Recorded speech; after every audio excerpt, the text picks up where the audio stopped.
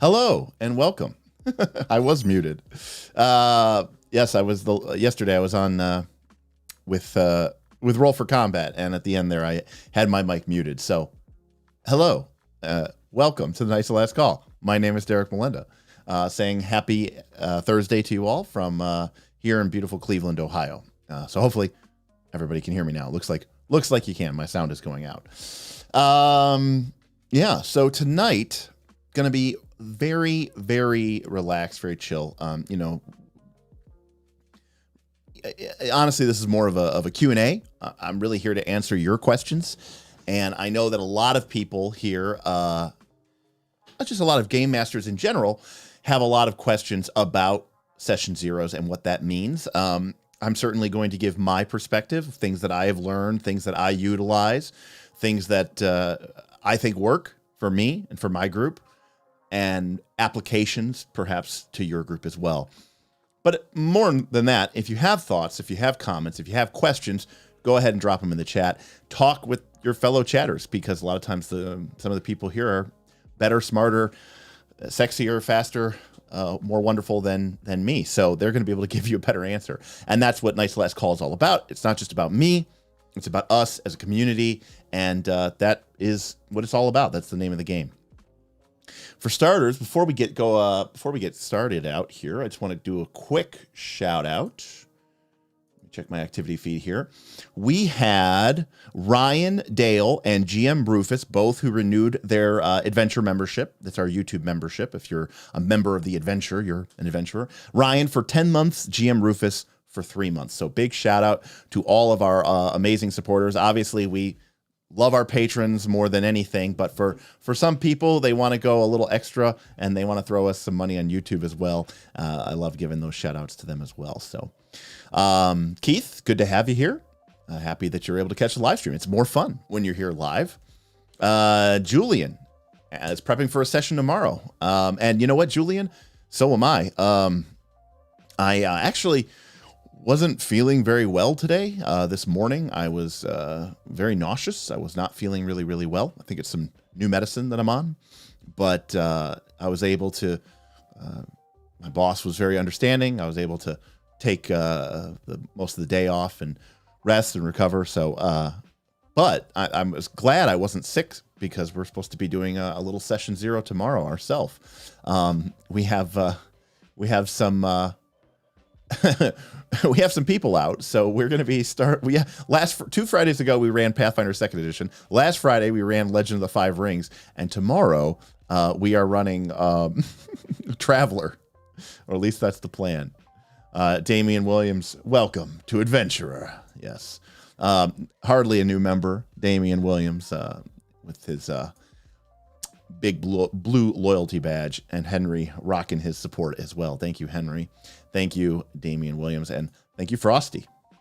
0-0, no matter what you are running, yes or no? Do you mean would I run a session zero no matter what game I was running? Yeah.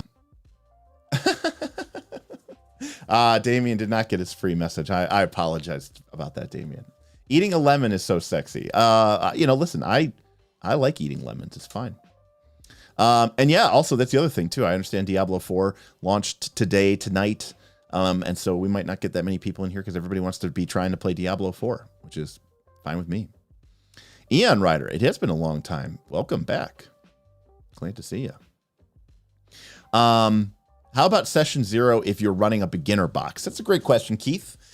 So I think you have to weigh with session zero, well, we can get into a bunch of different ideas here, but let me first start by saying sometimes, in fact, it's been more often than not lately, I end up spending a couple of sessions on session, blue, or session blue, session zero. Because in my personal opinion, if I'm going to be investing into a campaign with my players that is going to take, 20, 30, 40, 50 or more sessions, then investing 2 or 3 sessions before we start is not necessarily off the table. In fact, I think it bears good dividends. That being said, if I'm only going to run a 5 or 6 or 10 session game, then the investment in a 2 or 3 session 0 it becomes, less reasonable. So yeah, I will probably end up going to the whiteboard here soon because we got stuff we got to jot down. Sean asked, what tip is blue and which tip is violet? Thanks for the support is our super chats, and the magenta Origins 2023 drinking fun is our stream elements tip. You can either find the link below or you can type !tip to have the bot send you the link. Either way, we appreciate your support. If you want to throw us some super chats or you want to throw us some tips, of course, if you throw us a stream element tip, your message will be read aloud by an awesome computer Australian voice. And of course, we will immediately answer your question. And of course, super chats will also get called out and we will make sure to answer your question. But other than that, if you try to preface a question, make sure you type question in the first part of your sentence, because that way my chat bot can kind of highlight it, and it's less likely that I will miss your question. But we will try to get to those super chats and tips first. But I encourage you to just, if you can support, that's awesome. If you can't, feel free to ask the questions as well. So yeah, Kendall says, whenever I try to do a session 0, my players just come to the table with a character made already. And then I'm like, well, fuck. Well, Kendall, we'll get into that. But, one of the first things that for me, I would say is don't do that. All right. Hey, Sean. Sean tipped $50, bringing some bourbon from Bardstown for y'all at Origins if we can figure that out. Hell yeah. Well, Sean, that's a double tip. Yeah, Sean, eager. We will happily drink your bourbon. Thank you. And of course, we are definitely going to be trying to do some fun. The very least, we're going to kind of do a Knights of the Last Call meet and greet. We might do some, last time we were there, we had some patrons join us for some podcasting. Maybe we'll do some live streaming. Obviously, if you're a member of the Patreon, and hell, even if you're just a subscriber, if you see us walking around Origins or Gen Con in a couple more months, feel free to stop by and say hello.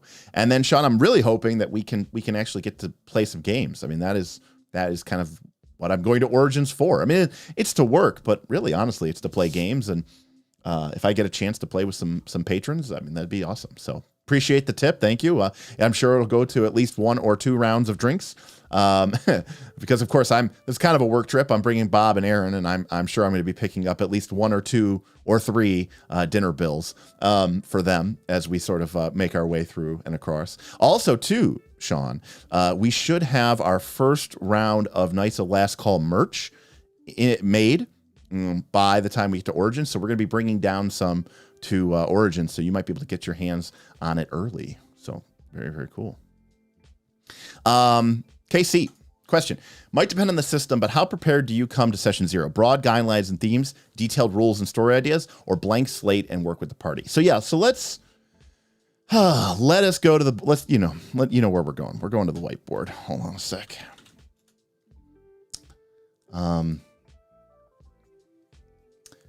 Because it's just what we do here. All right. Let me load her up. There she is. Okay. All right. Good old whiteboard. All right.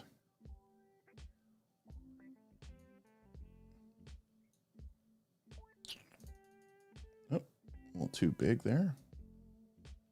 There we go. All right. So let's talk about session 0. All right. Okay. Thanks. All right. All right.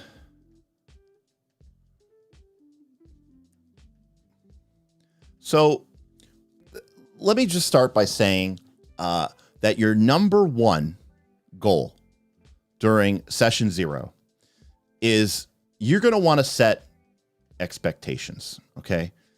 Throughout all of this, the whole entire purpose of this, whether it's from, whether it's tone or if it's content or if it's, mechanics or if it's, house rules, right? All of these things, which, I think all of these things, by the way, decorum, procedures, all of these things are things that should get talked about in session 0. And we'll talk a little bit, by the way, about session 0 with, a brand new group of people or versus, maybe an established group of friends that you've been playing with for a long time.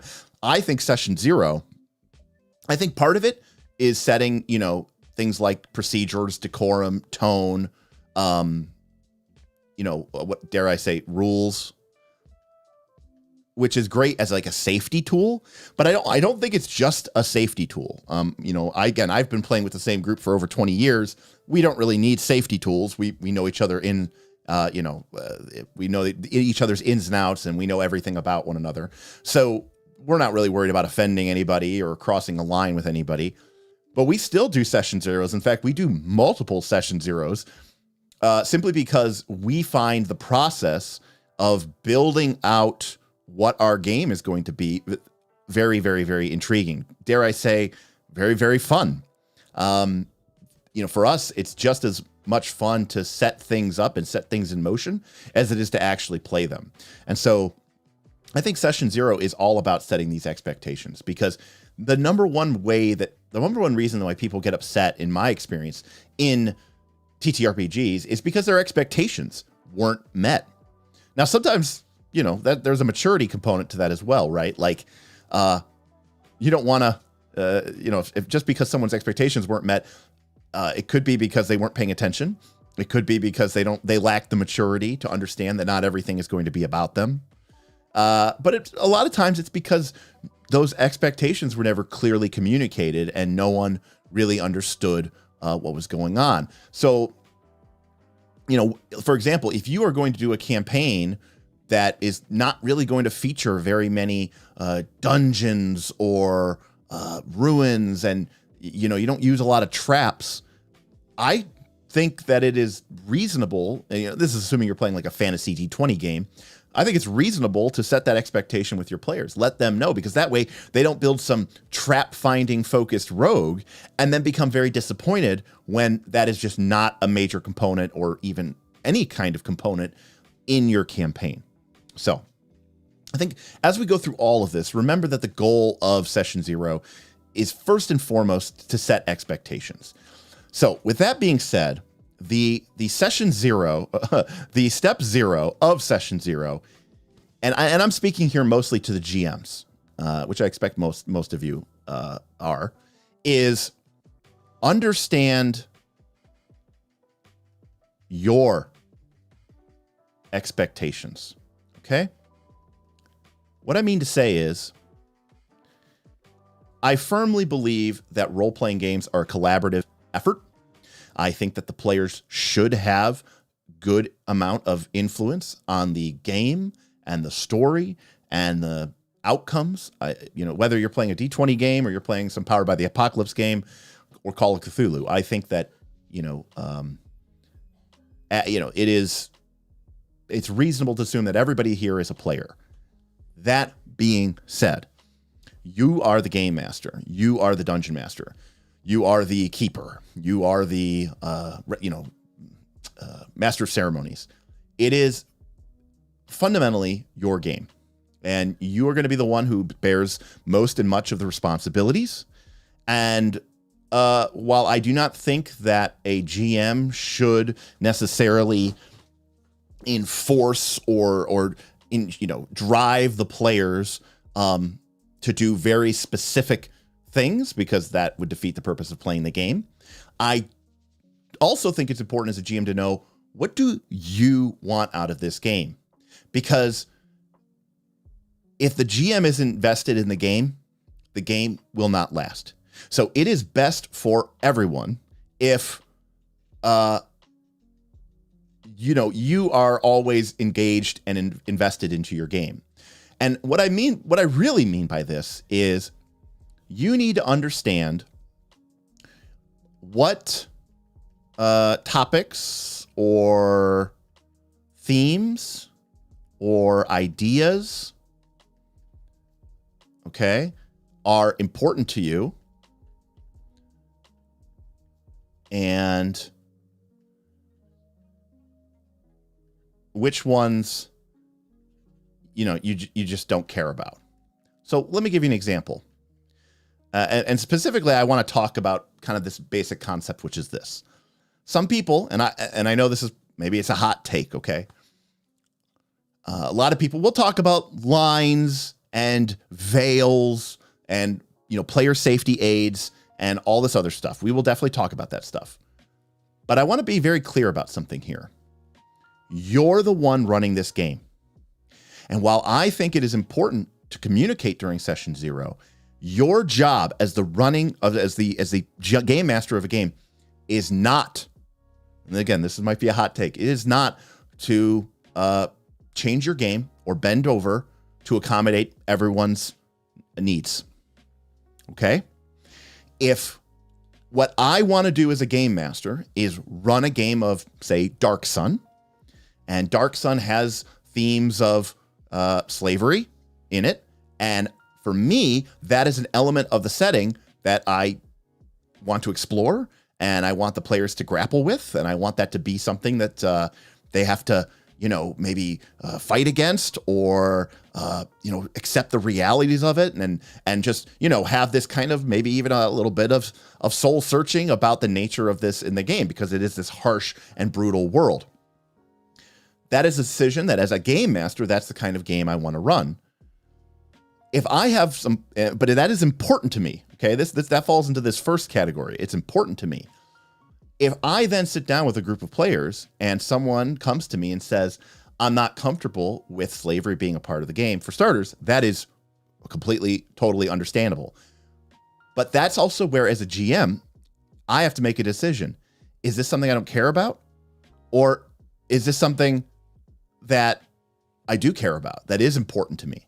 Because if it's important to me, I need to basically tell this player, look, I'm sorry, this campaign probably isn't for you. And obviously, you are free to make whatever decision that you want to make, but this is going to be something that is in this campaign. And if you're not comfortable with that, I totally respect that. And I would love to have you in my next game. So again, I don't think it's your job to accommodate every single person's different needs. All right. What your job is to, you guessed it, set those expectations, and make sure that your players understand this is what my game is going to be about, or this is what my game is going to include. Now, there's always going to be instances where, you know, maybe something wasn't really talked about or discussed, and you're playing through it, and then it comes up after the session. Okay, you know, those things, you know, we can sit down and we can talk about them. But also realize that there might be ways that, as a GM, you know, something might be important to me, but I'm willing to make certain accommodations. It doesn't, you know, bother me or, you know, have any sort of impact on the way that I want my game to run. But to be very clear, the GM should never be held at gunpoint by their players. Everyone's important, but, you know, the GM is the first amongst equals. It's your game. And you need to be when you go to session 0, you need to have a firm idea of, what do I want this game to sort of be like, or feel like, or play like? Because if I'm not interested in this game, if I want to run a game of, you know, brutal survival in a harsh, unforgiving wilderness of, you know, of snow-covered frozen tundra, and my players all come to the table and they all want to play, you know, crazy, weird ancestries from the Wongi Expanse, and they all want to be cosmopolitan rogues and swashbucklers who are, you know, making their way through the big city.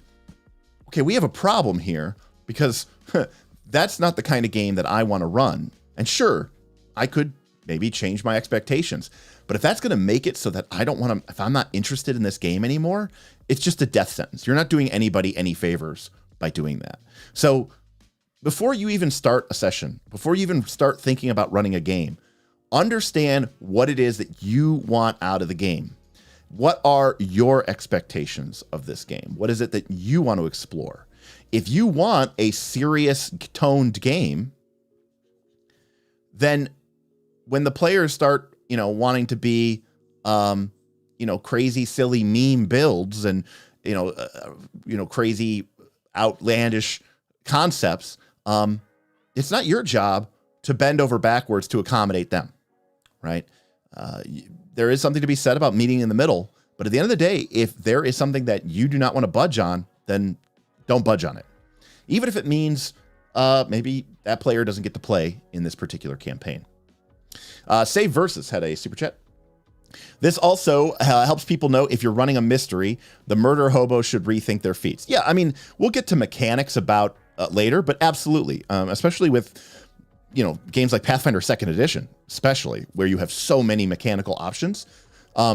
Understanding what your game is about is critically important to building an effective character, which is, again, a big part of what Session Zero is about. It's about sort of planning what you're going to do. All right, so we understand our own personal expectations, right? So first things first. Again, this is more like general advice rather than steps, okay? Which is, don't lecture. I have seen, and I have probably been guilty of this as well. There is a tendency for Session Zeros to be gigantic lore dumps, okay? And exposition. Do not do that, okay? No lore dumps. No exposition. Do not just sit there and talk at your players for 2 hours about all the cool details of your campaign and your world. It cannot be a lecture. It has to be a conversation, okay? You have to talk about the things that you are interested in and that you want to sort of get feedback on. It has to be a collaborative process or it's going to be very, very ineffective. So what do I mean? Now, to be clear, there's sort of two approaches to this, right? Because again, we are going to be setting expectations. So if I am running what we would call a sandbox type game where kind of anything goes, you could be a little bit more loose in what that conversation is about. On the other hand, if you are running an adventure path, okay, I'm going to say that it's guided, okay, is a guided conversation. So as an example, the last actual play that we did, in fact, this Session Zero is on our channel. So if you go to the Knights of the Last Calls into our playlists, you will see our Quest for the Frozen Flames. It's like an 11 episode actual play as we play through the first adventure of that adventure path. But there's also a Session Zero where we sit around and we make characters and we talk about the process. And that's like me actually doing Session Zero with my group. Okay. If you're interested, you can watch this. But when we played that game, I understood that we were going to be playing an adventure path that was set in the realm of the Mammoth Lords. Okay. And while the adventure sort of tries to make it clear that, it's Pathfinder 2, they don't want to upset anybody, anything can go. I came in with this expectation of said, hey, look, this is a harsh primal land, sort of a land that time forgot, dinosaurs, woolly mammoths, you name it. You are a primitive tribal people with not a lot of technology. Let's talk about that. What does that mean? $20. Are you guys prepping for a traveler campaign? Rick, so it's more like we don't like to play without our other players. And so as a joke, because Bob is out and Kaz and Aaron just dropped a bunch of money on Traveler, I was like, hell, at the very least, we can just make characters, mortgage a ship, and maybe roll up a sector, even if it's just to kind of kick the tires on the character creation process, to have fun with it, because everybody just bought the books. Because of the nature of that, I don't know how often we're actually going to get to that game, because Bob is usually there on Fridays. And so this is the Bob is absent game, but we still want to play. So that is why we were playing that. Yes, I won't forget about the medical debt either, right? Actually, I was looking online. I found a great website that has a like mortgage APR calculator for Traveler. So good stuff. So I knew that we were playing in this realm of the Mammoth Lords. And so I told the players hey, so this is a primeval world, very primitive. But these people are, nomadic and in touch with the land around them. What do you think that means? What does that say to you? What are your thoughts on that? Ask questions. Don't lecture. Have a conversation. Get them excited and talking about the world that you want to play in. This is where, as this conversation guides, okay, we can start talking about palette. Now, this is from Microscope. Okay, this is probably more appropriate with a group that you are experienced with. Okay, meaning a group that you've played with before. Maybe these are your close personal friends, or at the very least, you've played with them before. And a palette is a little bit different than lines and veils, which we'll talk about in a second. If you're not familiar with Microscope, a palette is the idea that as a table, we are going to have yes and no columns. And again, this leans itself more towards the sandbox style, the sort of loosey-goosey, but it could be part of the actual play as well. And what the palette, when you build a palette with your group, what we're sitting down to say is, and I know this sounds crazy because normally, by the way, remember, no character has been made yet because you don't even know what kind of game you're going to play. So what you want to do as a group is kind of go around the table and have conversations and talk about what are the things that we want to see in this campaign, that we want to matter in this campaign. And does everybody agree with that? Or what are the things that we definitely don't want to see in this campaign? And that doesn't necessarily mean, no sex scenes.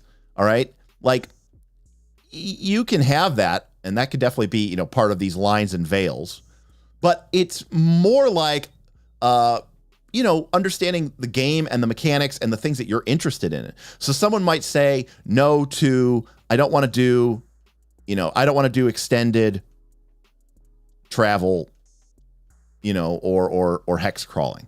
Like that's just not interesting to me. Or I just played in a Kingmaker game and I don't want to play a game like that. So I'd rather do like kind of extended. I don't want to do that kind of activity. Is that okay with everybody?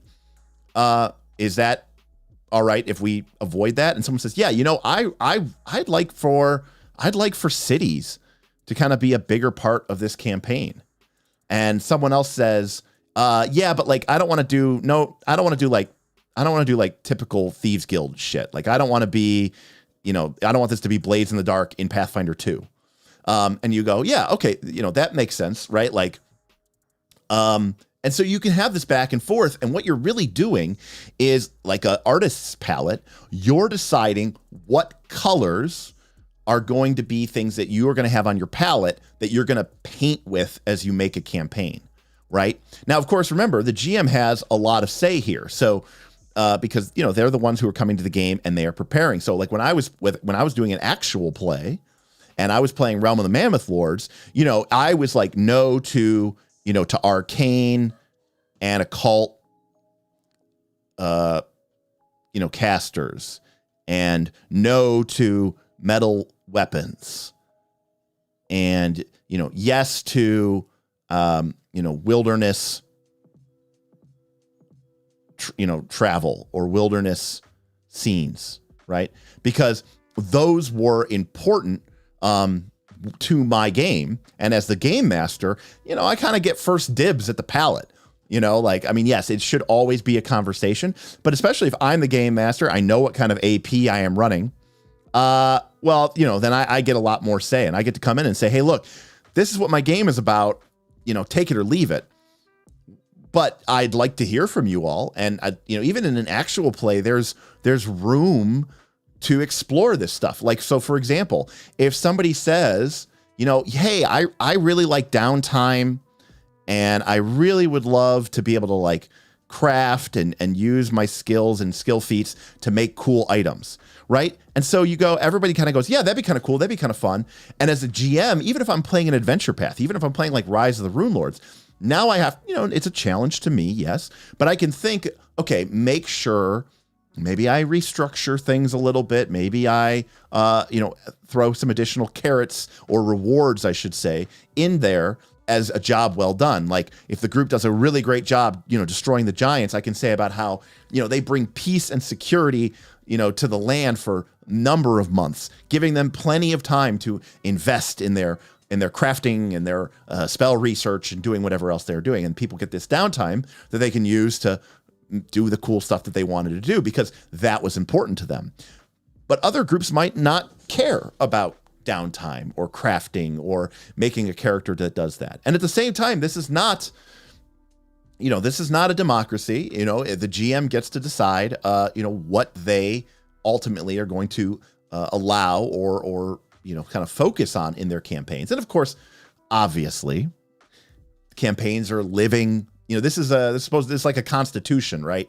It should be amended to. It should change as we go through the game. You might have a group that starts off as, let's all make city rogues and city swashbucklers and bards, like not many druids or rangers because we're going to be city focused. And then, maybe shenanigans happens and the group finds themselves, exiled from the city because of a failed coup. And now they have to scratch a living on the outskirts of town. They start like a rebellion movement a la like Robin Hood. And suddenly they are in this wilderness situation. But the group doesn't mind because it was a natural progression and they feel like, hey, this is kind of what we wanted. Or they might say, hey, are we going to get back to the city? And you go, okay, yeah, let's figure out a way for you all to make your way back into the city if that's something that you guys are more interested in. Of course, the players can, of course, express this because by being active and taking actions in the game that are going to allow them to move into that space. So the idea of a palette is just deciding what are the game elements, the game tones, like maybe somebody goes, man, I want to see a lot of dragons. I've been playing this hobby for like 3, 4, 5 years, and I don't even think I've ever fought one dragon. I'd love to see a bunch of dragons. And somebody else goes, yeah, you know what? I'd love to see dragons too. And some of you are like, yeah, okay, cool. How about maybe dragons become a major part of our campaign? Or as the game master, I make a mental note. Put some dragons in there. Even if the adventure doesn't have one, throw a dragon in there because that's what the party wants to see or deal with. Maybe, somebody starts talking about an idea and somebody else says, you know what, no undead archetypes. I don't think that's appropriate. I don't think it's the right tone or theme for what I'm going for. So we're not going to allow that. So it could be mechanical. It doesn't just have to be about tone or ideas. It can literally be like picking and choosing rules, and basically kicking them out.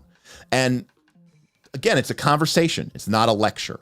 All right. You're talking about the kind of game that you want to be a part of and that you want to see. And again, no character has been made yet. All we're doing right now is just having a conversation. And again, I don't think this should take more than 15, 30, 45 minutes, maybe an hour. But you should definitely have some idea of what are people interested in and what are people not interested in. And again, this is also where you need to start thinking about right-sizing your campaign. If somebody is not interested in any of the things that are on the yes column, they're probably not going to be very engaged in this campaign. And you need to make a decision. I understand it's never as simple as just saying, okay, you can't play. But sometimes you need to come up with a solution and have a conversation with that player. Now, this could be harder to do with a brand new group, but I think it's even more important. You see, I've been playing with people like Aaron and even Bob now for so many years. I have a pretty good sense of what they like and what they dislike when they run a game. But when you're playing with new people, you don't know these people at all. And as a game master, you're sort of taking on this sort of sacred duty to run a game for them. And while I think your job is to run, a game and the fact that, your primary goal isn't to make sure that they have fun. Your primary goal is to run a great game. The fact of the matter is, if you're running a game that they don't want to be a part of, they're not going to have fun. And so either you need to understand that so that you can either adapt and change what you are presenting, or you need to say, hey, those things that you really like aren't going to be a part of this campaign. And if that's the only way that you're interested in playing, sorry, I don't think this is the right campaign for you. But more importantly, when you're dealing with a group of new people, is this idea of lines and veils. And I cannot remember the exact credit who officially created this. And I think, by the way, Monty Cook Games has it might be free, but I could be wrong. But they have like a Session 0 campaign checklist. Somebody can double check me on that. I'm sure someone might know what it is. It is, let me see. I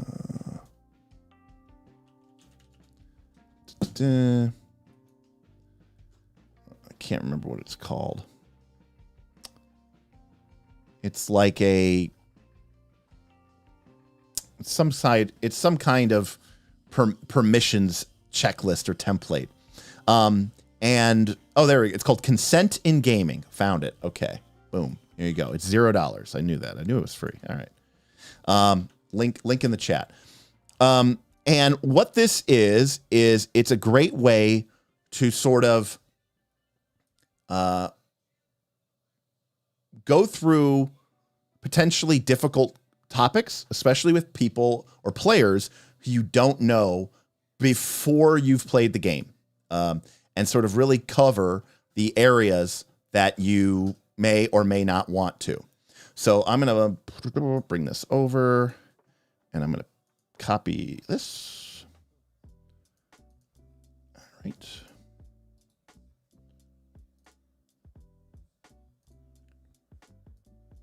So the idea of this is there we go. It is a checklist that you can hand out, or they actually have a form fillable version of this on their website for free. And if you are playing with a group, because having these conversations can be a little tough, especially with new people, because a lot of people don't want to speak up. And the last thing you want to do is have people be uncomfortable. So when you're playing with a brand new group of people you've never played with before, my advice would be to download this and get this into their hands before Session 0 even happens.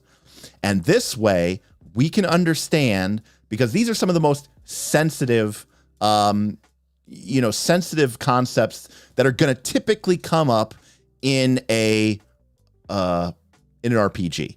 It's going to deal with horror, relationships, presumably romance and sex, social and cultural issues, and mental and physical health. So this is a great way when you're dealing with people who you do not know and you want to respect them.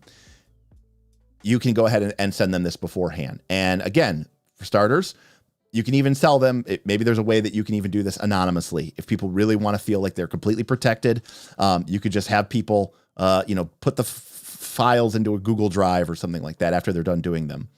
Now, you should tell them, a little bit about what your game is going to be sort of about.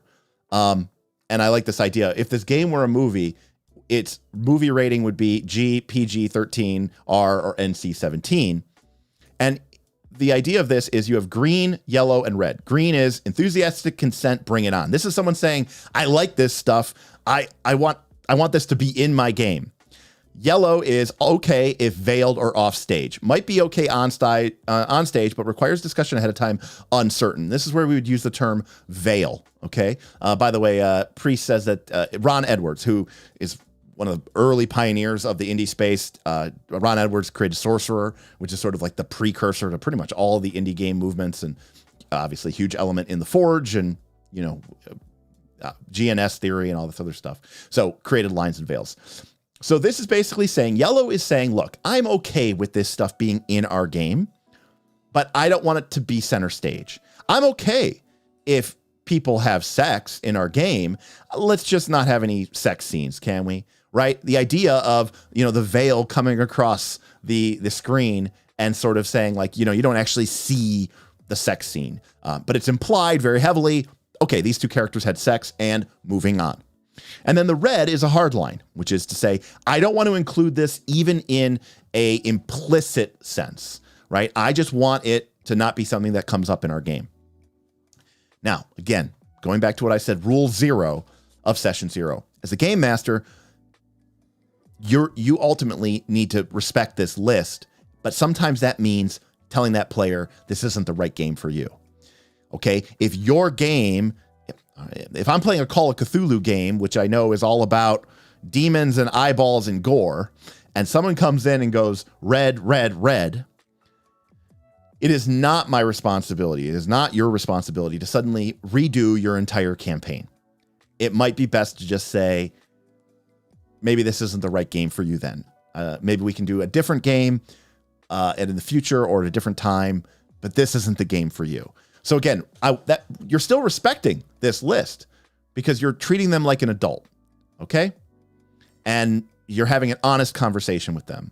And in the long term, you are saving them from a lot of potentially triggering or disturbing moments that can happen in a game.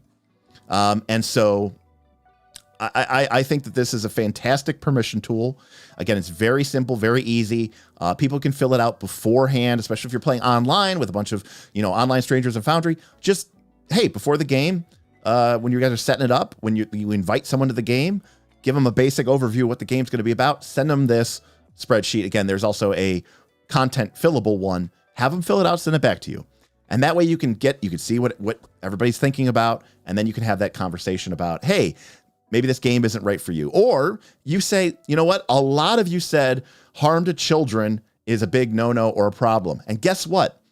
I don't have a problem with that. Like, that's nothing that harm to children isn't like critical to my campaign, and it's not something that I feel is going to restrict my ability to run a game. So absolutely, we agree here now, like there will be no depictions or implications that children are in any way, shape, or form harmed. There won't be you kill the kobolds and all the kids are left and they die in the explosion too. It's like, nope, we're not even going to go there. We're just going to completely avoid it.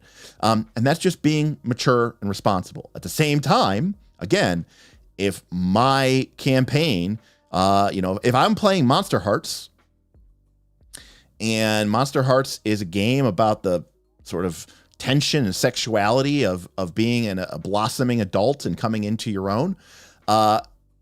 If someone comes down and says, red, red, red, red, red, red, red, red, red on the sex and romance, look, I'm just going to say, look, Monster Heart's not a great game for you.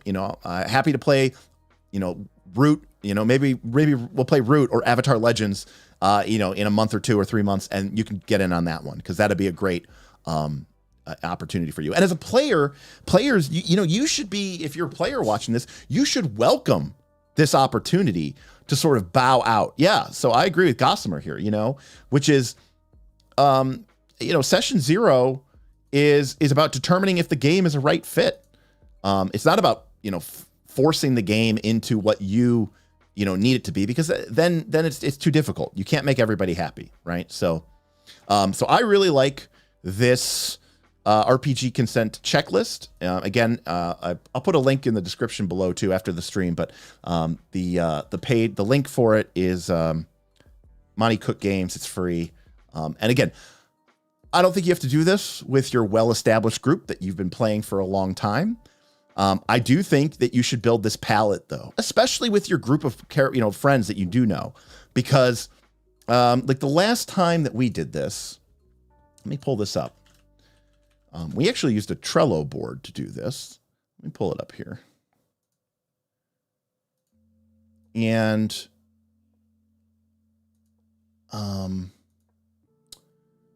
everybody went around and we kind of had this conversation about like, what do we like? What do we not like? And, if I look at this palette, okay. Tim said trolls. Like, I like trolls. I like the monster. That doesn't necessarily even mean trolls is a player character race. He's just saying, I think trolls are cool, and I want to see more trolls in this campaign. Someone wrote, gold or treasure or currency is important to the characters and to the players. So, you can already see there's sort of maybe an old school vibe there where, characters are not just about doing heroes. They're about getting gold, getting money, getting treasure. Someone wrote, sword and sorcery feel, dragons, abstract or descriptive combat. We don't need full tactical. Having adventures that aren't always about saving the world. Fighting larger groups of enemies rather than just one single big bad.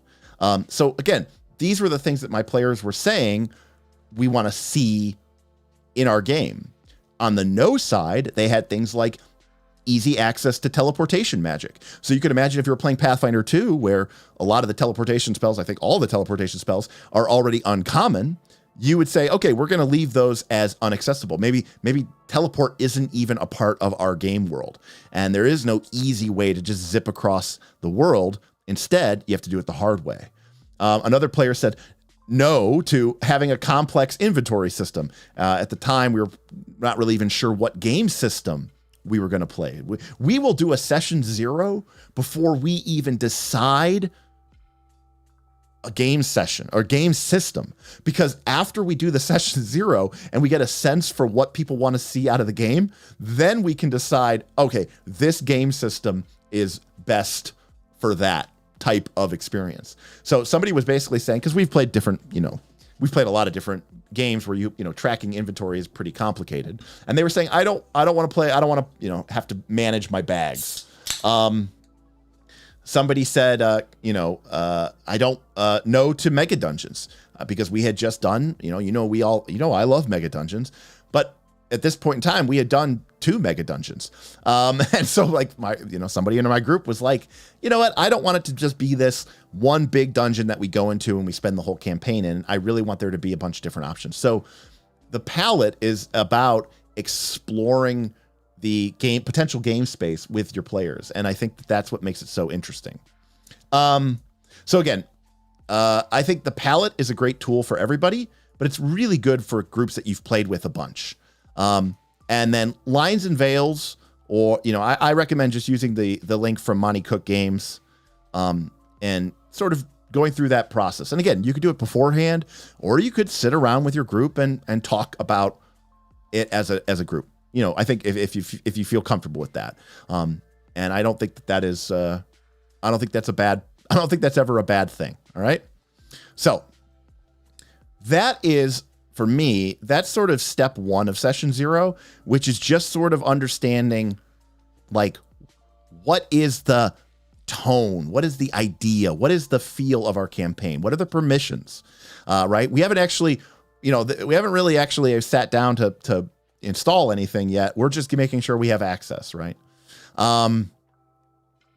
So let me go real quick here.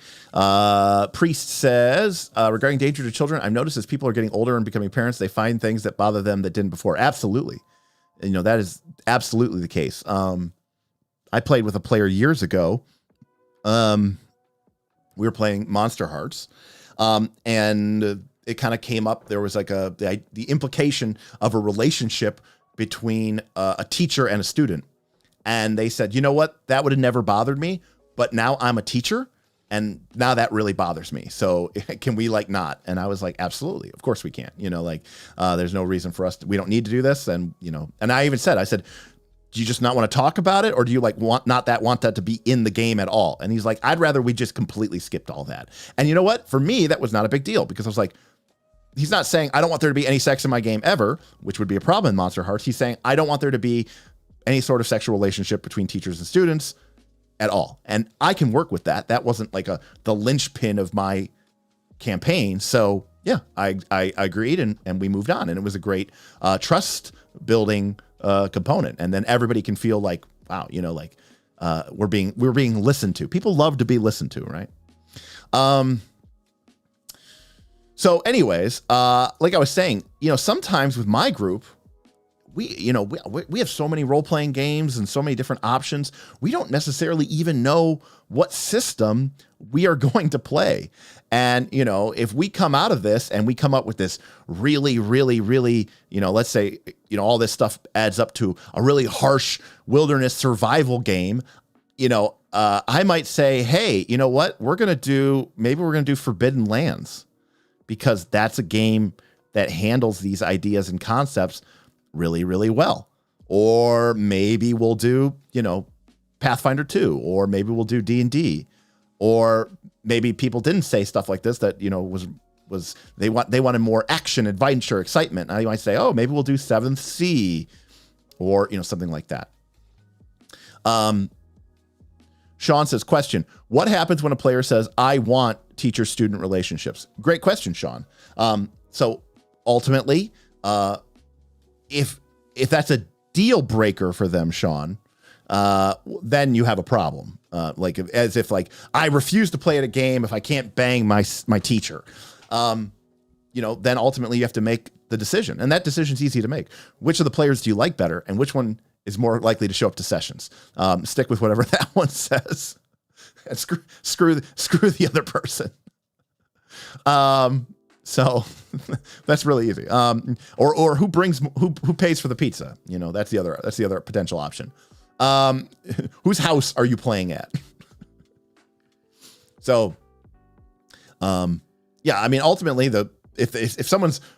if two people are really diametrically opposed, someone's got to go, right? And so you either have to have a conversation about it and come to a meeting of the minds, or ultimately you have to say, if it's really just if it's a deal breaker issue for both players, you have to make the decision that's best for the group. And sometimes that means picking the player that you would rather play with, either because you prefer their play style, you have more of a relationship with them, they bring pizza, whatever that reason is, you may have to make that decision. They don't call the game master the judge for no reason.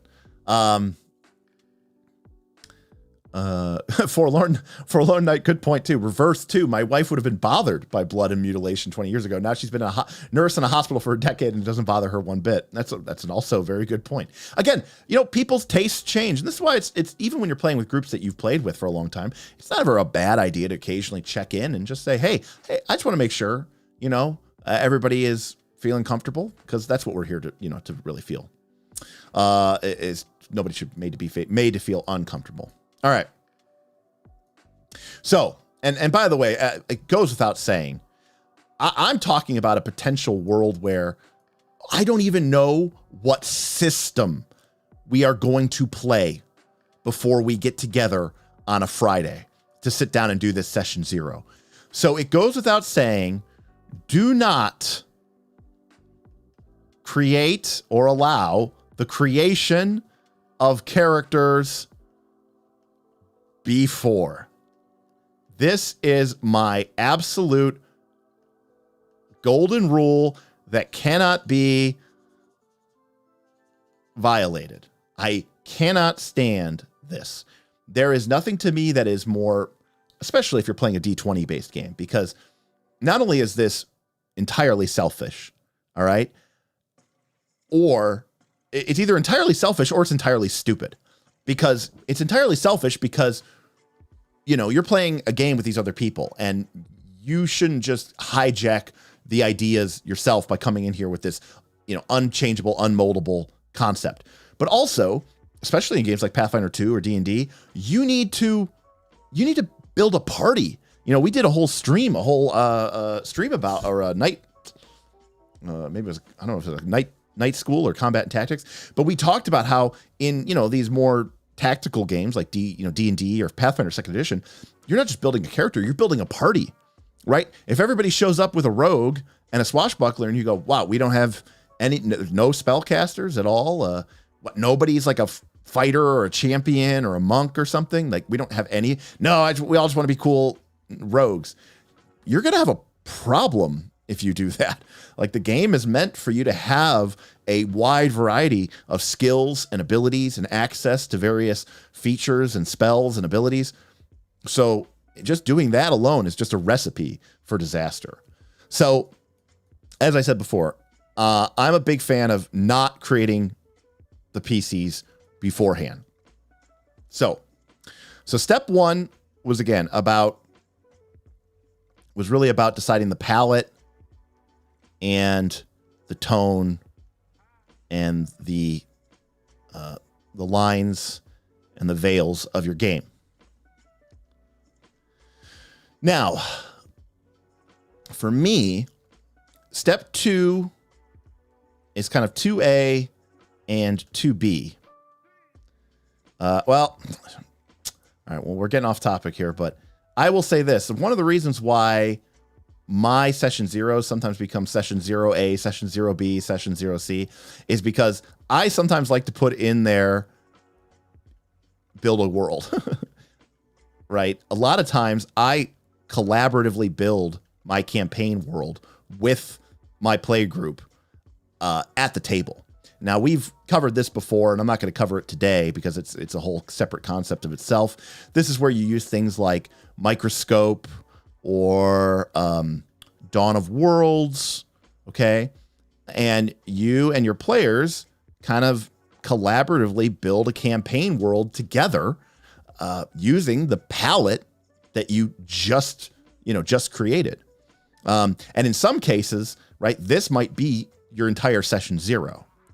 So you haven't even made a character yet. You've just made a world. But let's say for a moment that you're maybe playing an adventure path, or maybe the GM already has kind of a campaign world that he's made or she's made. It's something that she's been running campaigns in this forever, and it's just, the next campaign, the ongoing saga of her kind of homemade world. Or, it's in Galarian and there's some basic concepts that we take for granted. There's no mutual world to build. In that case, we get into the 3A and 3B. And these, to me, part of this is these go back and forth. And that is mechanical character creation, okay? And narrative PC backstory.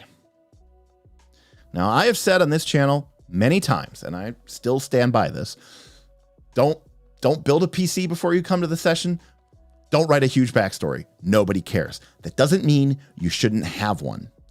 What I am saying is both of those things, including the backstory, should be decided as a group at the same table or in the same chat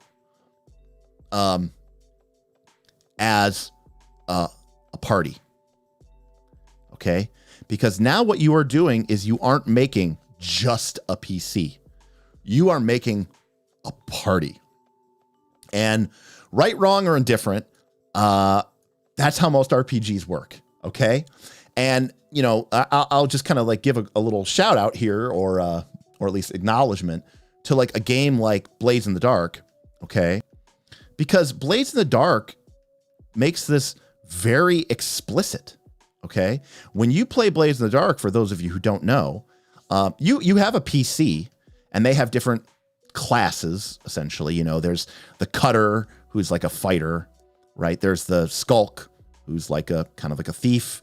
There's the Hound, who's a kind of like a badass sharpshooter and kind of tracker, almost like a ranger, I guess you could say, right? You have all these different playbooks to be these different PCs, but there's also a character sheet, which you pick beforehand, which is called the crew.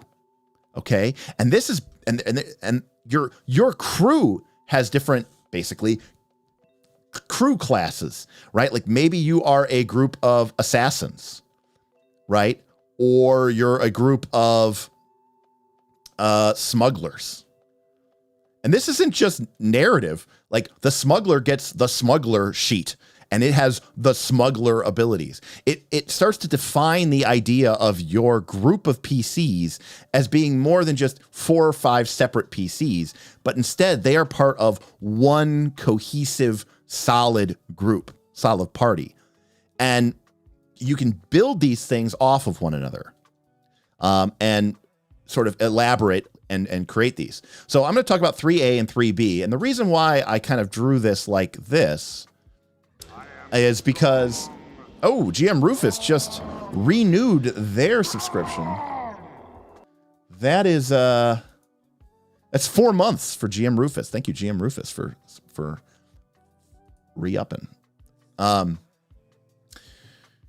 So the reason why I have this sort of back and forth is because I think it's a process where as a group, you should sit there and have a conversation about, mechanics of your character. What kind of class are you thinking about being? What kind of ancestry are you being? Oh, I was thinking about being an elf. Oh, I was thinking about being an elf. Okay, boom. We can shoot over to the narrative PC mechanics. Did we know each other before the adventure, before the campaign begins? Or are we like from the same tribe of elves? Or like, looking for those connections. I dropped my stylus.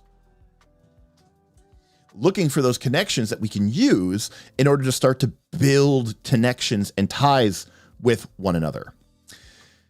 And for me, that back and forth is what, really, it makes the game session a lot of fun. And as Bob was saying, we just kicked off a Legend of the Five Rings campaign, which we had made the characters for a while ago. And that's, Legend of the Five Rings is a samurai game. And in this Legend of the Five Rings game, there are different clans. There's like the Crane clan, who are master politicians and, courtiers of the court.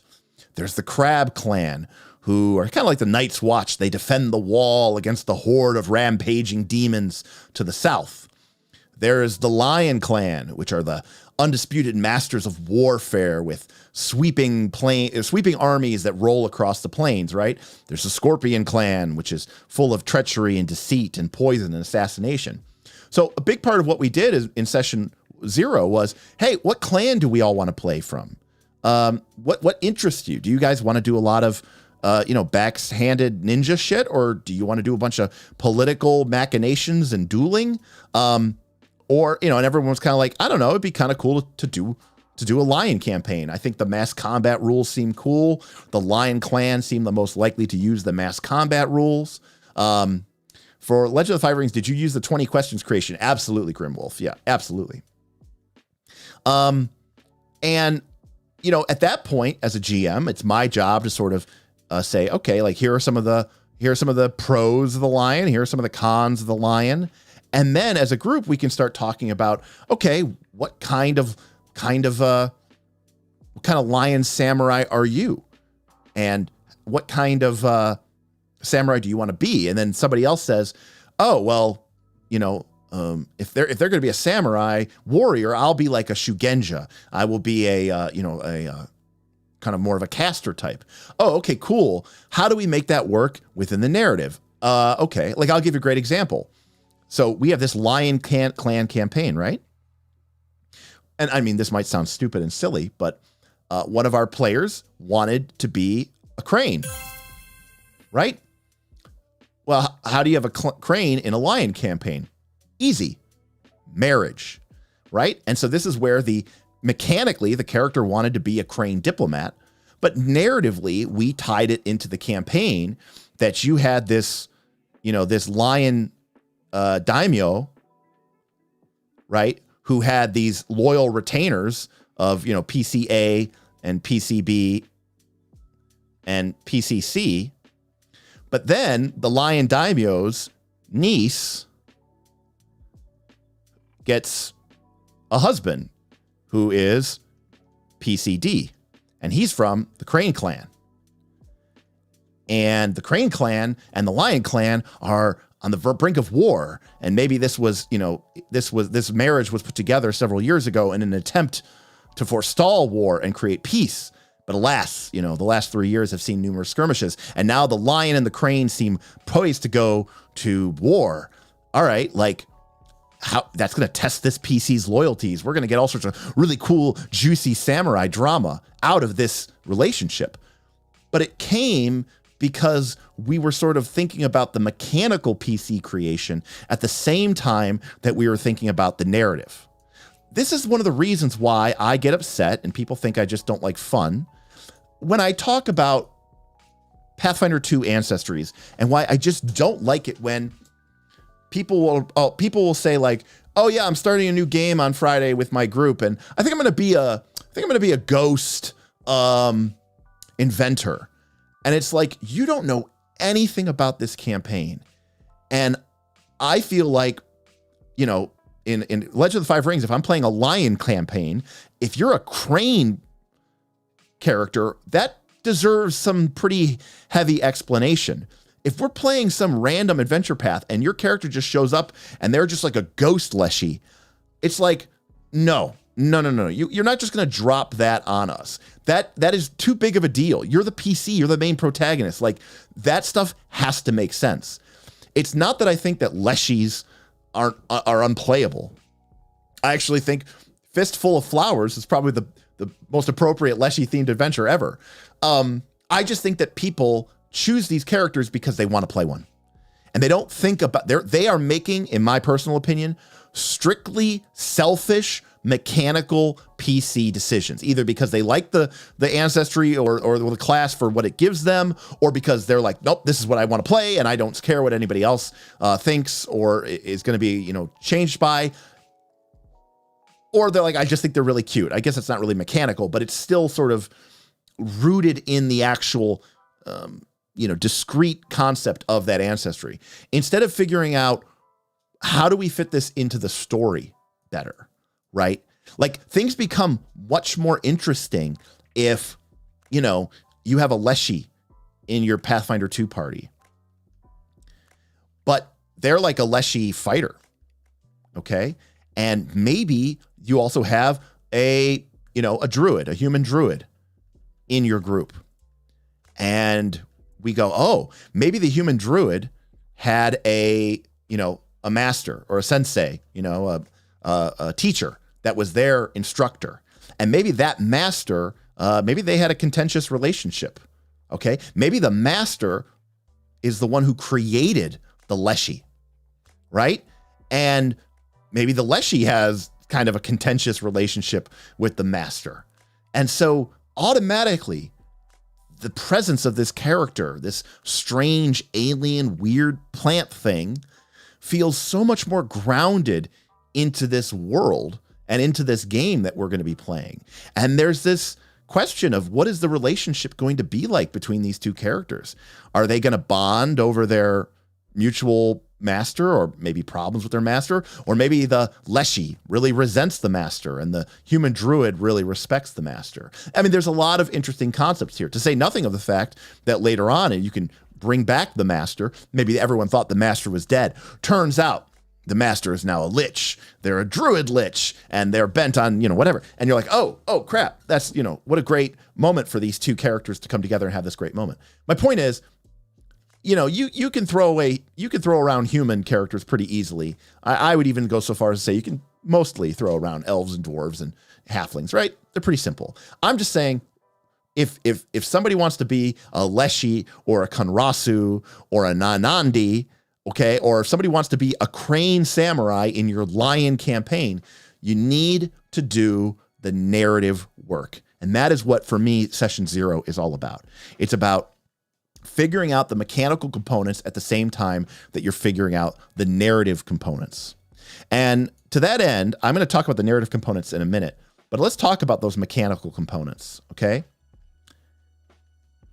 Especially if you are playing Pathfinder 2nd Edition, okay?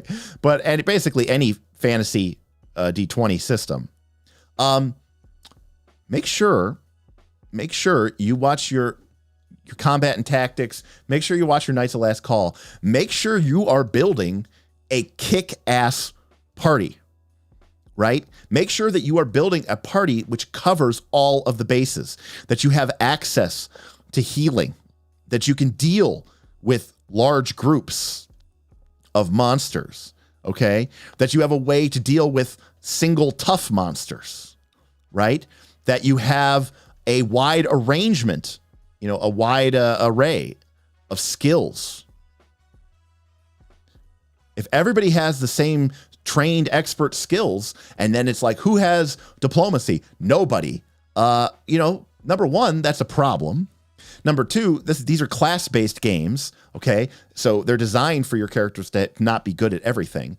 But thirdly, if nobody in your group, if no one in your group has a good charisma, and nobody has diplomacy, and nobody has intimidation, what a great moment for you as a player to say, wow, if I go and make a charisma-based character, if I make a bard or a sorcerer or even a champion, I'm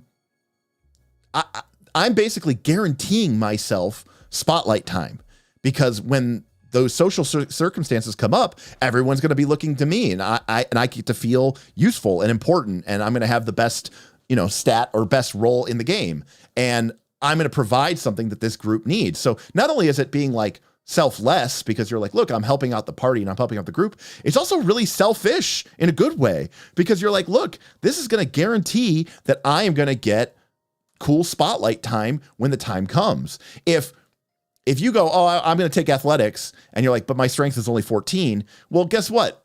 When someone has to climb something, the person with the better strength and the better athletic score, everyone's just going to go, yeah, we just let him do it, or just let her do it. So don't make your character in a vacuum. Talk to your group about what you're going to be encountering and dealing with. Going back to the palette, right?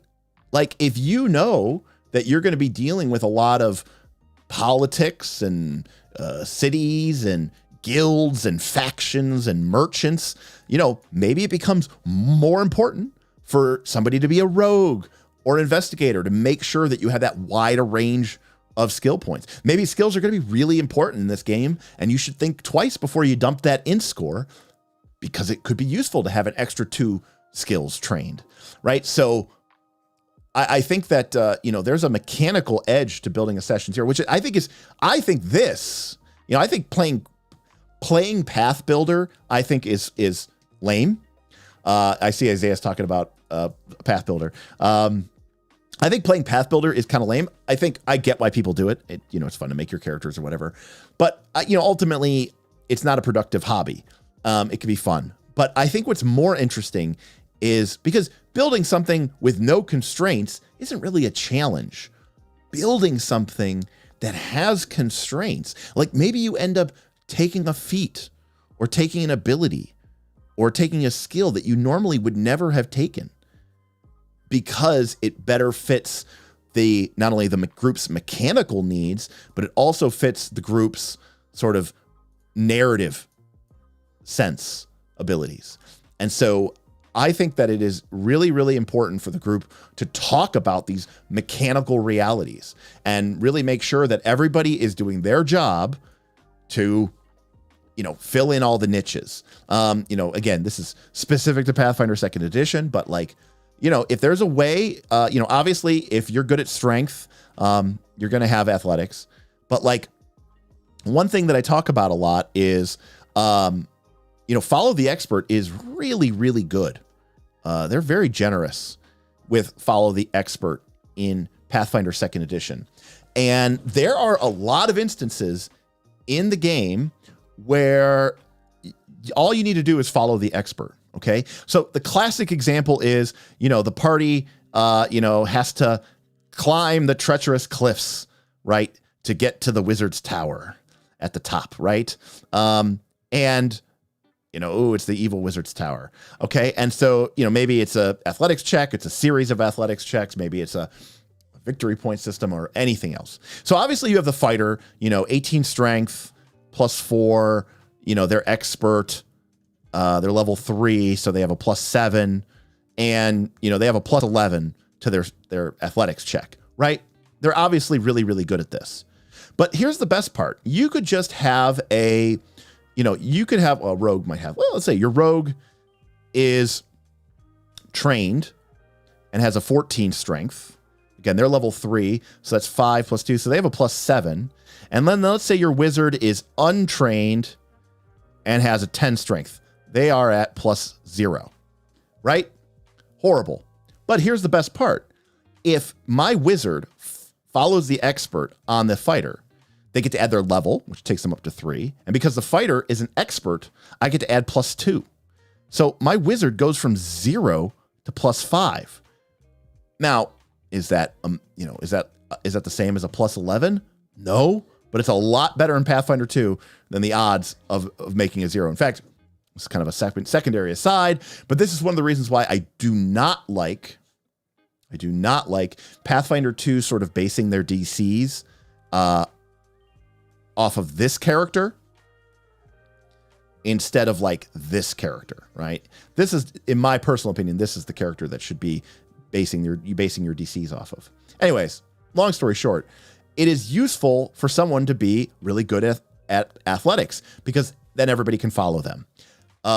It's really good for someone to be expert or higher in acrobatics because then everybody can follow there, right? It's really good to have somebody who's expert in stealth because then, you guessed it, everybody can follow the expert there. So you're not gonna be able to follow the expert with every skill, but if you look at the skills, from survival, athletics, acrobatics, how maybe even performance, right? It's useful to have at least one PC who's really good at that because in a pinch, even if you're completely untrained, you can have everybody follow that expert and nearly get the benefit of being invested into that skill. So it is something to be but again, if nobody has that skill, well, then you're shit out of luck, right? So that's why I said, as a group, you want to sit there and build a group. You want to build a party of adventurers, not just an individual PC. You want to be thinking, especially in Pathfinder 2, which is such a teamwork-oriented game. Isaiah says, agreed regarding DCs. Yeah, I'm a big fan of using the simple DCs in Pathfinder 2. I wish more people used these simple DCs. Hardrick says, I find many tables have the same personalities deciding the tone of the game. Remaining players can fill the gaps or let the party fall apart. Now, Hardrick, I think there's something to be said about this. My buddy, you guys know him from the channel, right? And from our patrons, obviously know him very, very well. You know Smith. Smith almost always waits to make his decision last because he just likes to, plug the holes. He likes to fill the gaps. In the party, right? If nobody is a spellcaster, he will be the spellcaster. If no one made a tough frontline combatant, he will make a frontline combatant. And it's because, you know what? And Aaron, by the way, has a very, aggressive and leadership-oriented personality. I mean, he's been, a leader in his business, his church, his family, like for decades and decades. So it's not necessarily that strong personalities always just take over. The fact of the matter is some people are just happy, being like, use me let me fill in the, like, I don't need to be the hero here. I don't need to, let me fill in the gap. Let me be whatever, I don't care if it's not what I necessarily want to play. I don't really care what I play. I want to just be helpful and I want to be part of the group and I want to be, part of the team. Apparently I missed a super chat. Yes, I did. I apologize there, Gossamer. All right, Gossamer says, do you have tips for facilitating PC generation at the table when players aren't comfortable finishing their details in a social setting? The ones who want to focus and think on their own. Great question. I'll be honest with you. I am okay. I have at least a lot of times at the end of my sessions, my players' characters aren't fully fleshed out. They might not even have, they might not have all their skills chosen. They might not have all their equipment chosen. I don't think it's as important, Gossamer, that at the end of session 0, that you have completed PCs. That necessarily isn't your goal. What should be is that you have a solid framework and understanding of what your role is in that group and in that party. I think that's what's more important. So if somebody doesn't want to sit there and pick every single skill or pick every single feat, that's okay. As long as a group, you can have that conversation. I mean, picking that shit, quite frankly, is almost a waste of time. I mean, I see this all the time. I've even seen this at my own table, and even recently, and I try to avoid it. And if you've been a GM before, you know what this is like. You have a session 0. Everybody comes over. You get everybody in the same room, right? So that they can collaborate. And you start making characters, and everybody's quiet, and their heads are down, and they're writing. Maybe they're rolling some dice. They're flipping through their book. Everybody's just making a character. You could do that. If you're just going to do that, you could do that at home. Right? That's like having a meeting and everybody goes to the meeting and everyone's just sitting there on their laptop, right? We didn't have to be in a meeting to do that.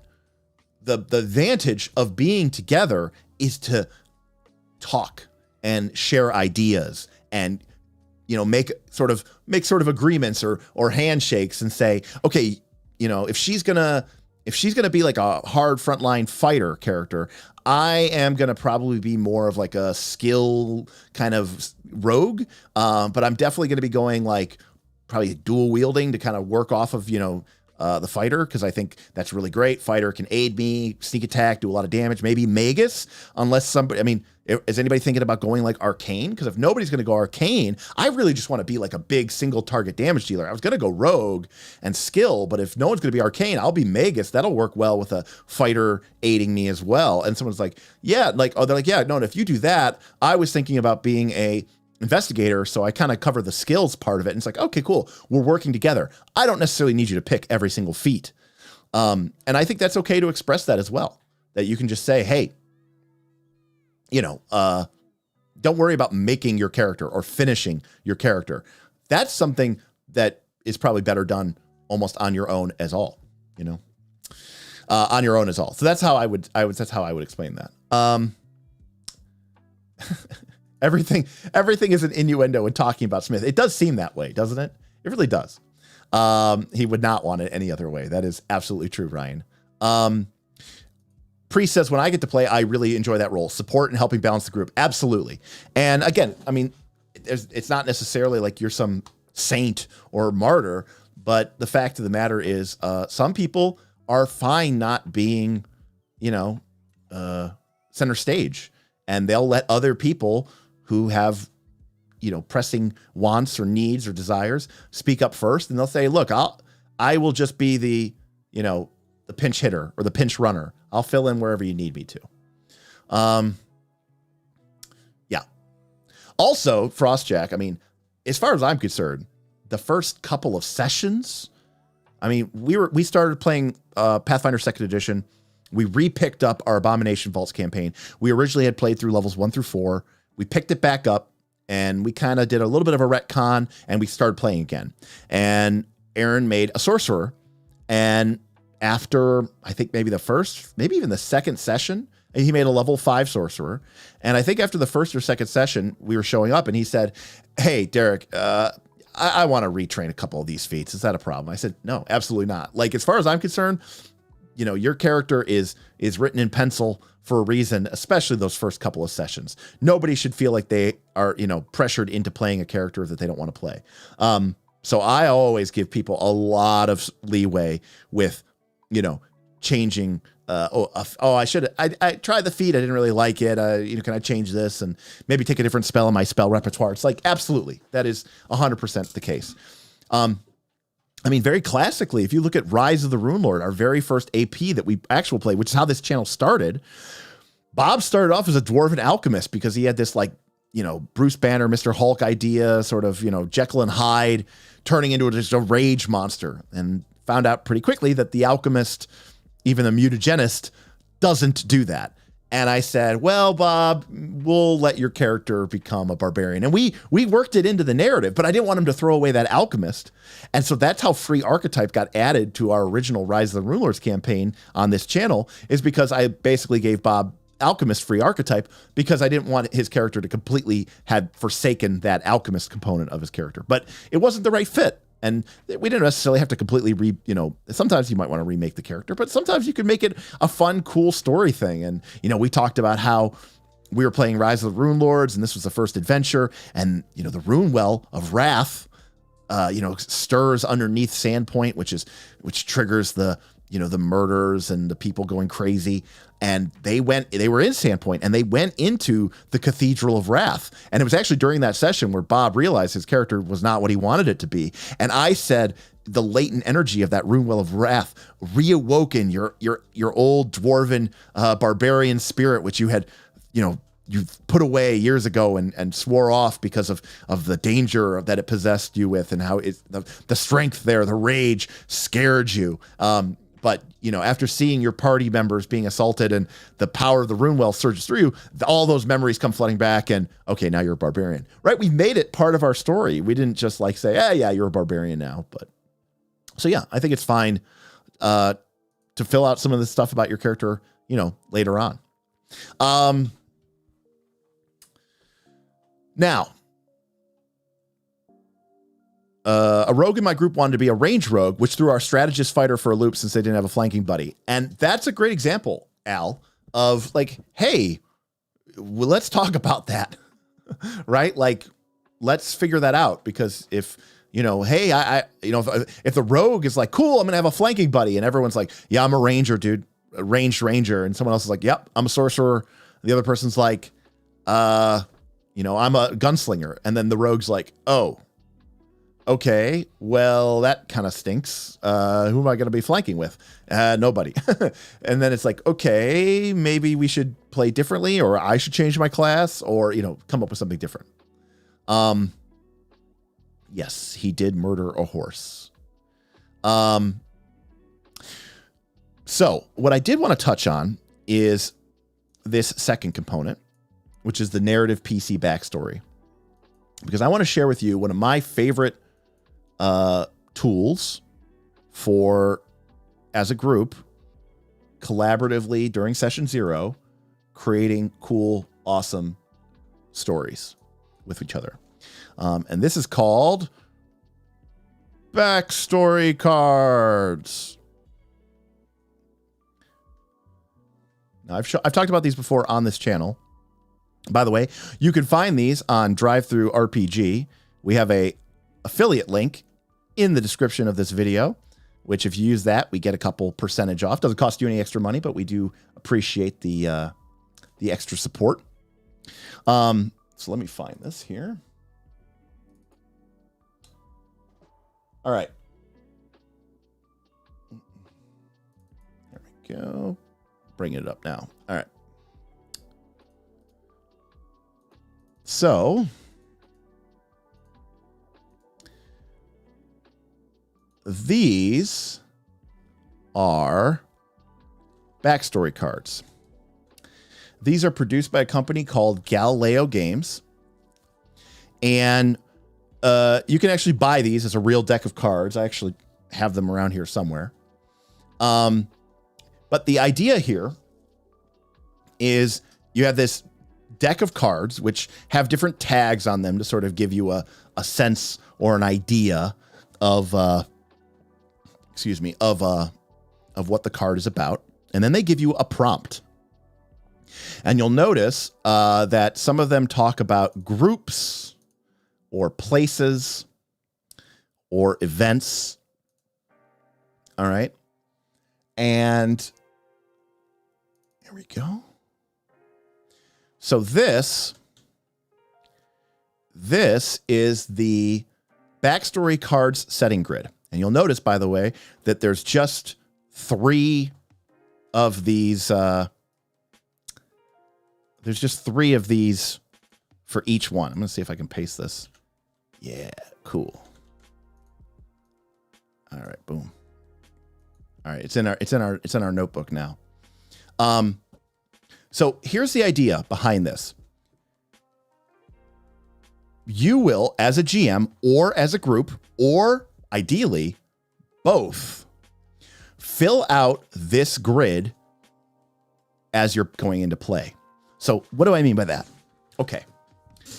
As as the GM, okay, I know that a certain concept or a certain place or a certain group or a certain event or a certain individual is going to be important, right, to my campaign. So before we even begin, right, I can add something to this grid. I can write in, I can write in that master, let's say for my Legend of the Five Rings campaign. It somehow deleted it. Okay. All right. That was weird. Oh, because it was on pen. All right. So let's say we're playing my Legend of the Five Rings campaign. So for the individual, I'm going to have this. I'm not going to give him a real name, but we'll say that there's the Crane duelist, right? Maybe he's some Crane clan, awesome, samurai. I'm going to remember this is for my group of lions. Okay. So there's some cool Crane duelist. And then there was an event.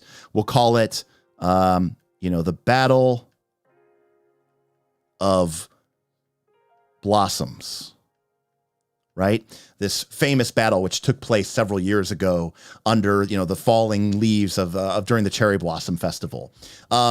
We could have, a group, right? We could have a group of, Isawa historians. Okay. These are just ideas that I have, maybe that I'm interested in, that I want to see used in my game. Now, that being said, what we end up doing here is as we are playing this game,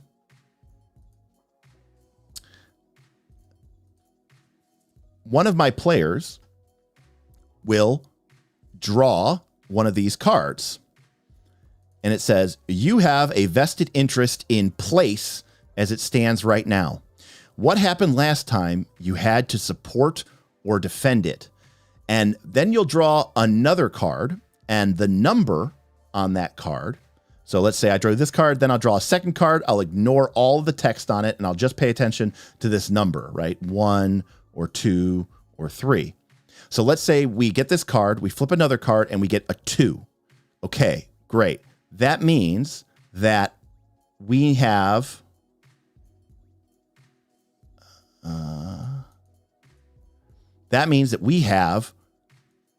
this place, which isn't filled out.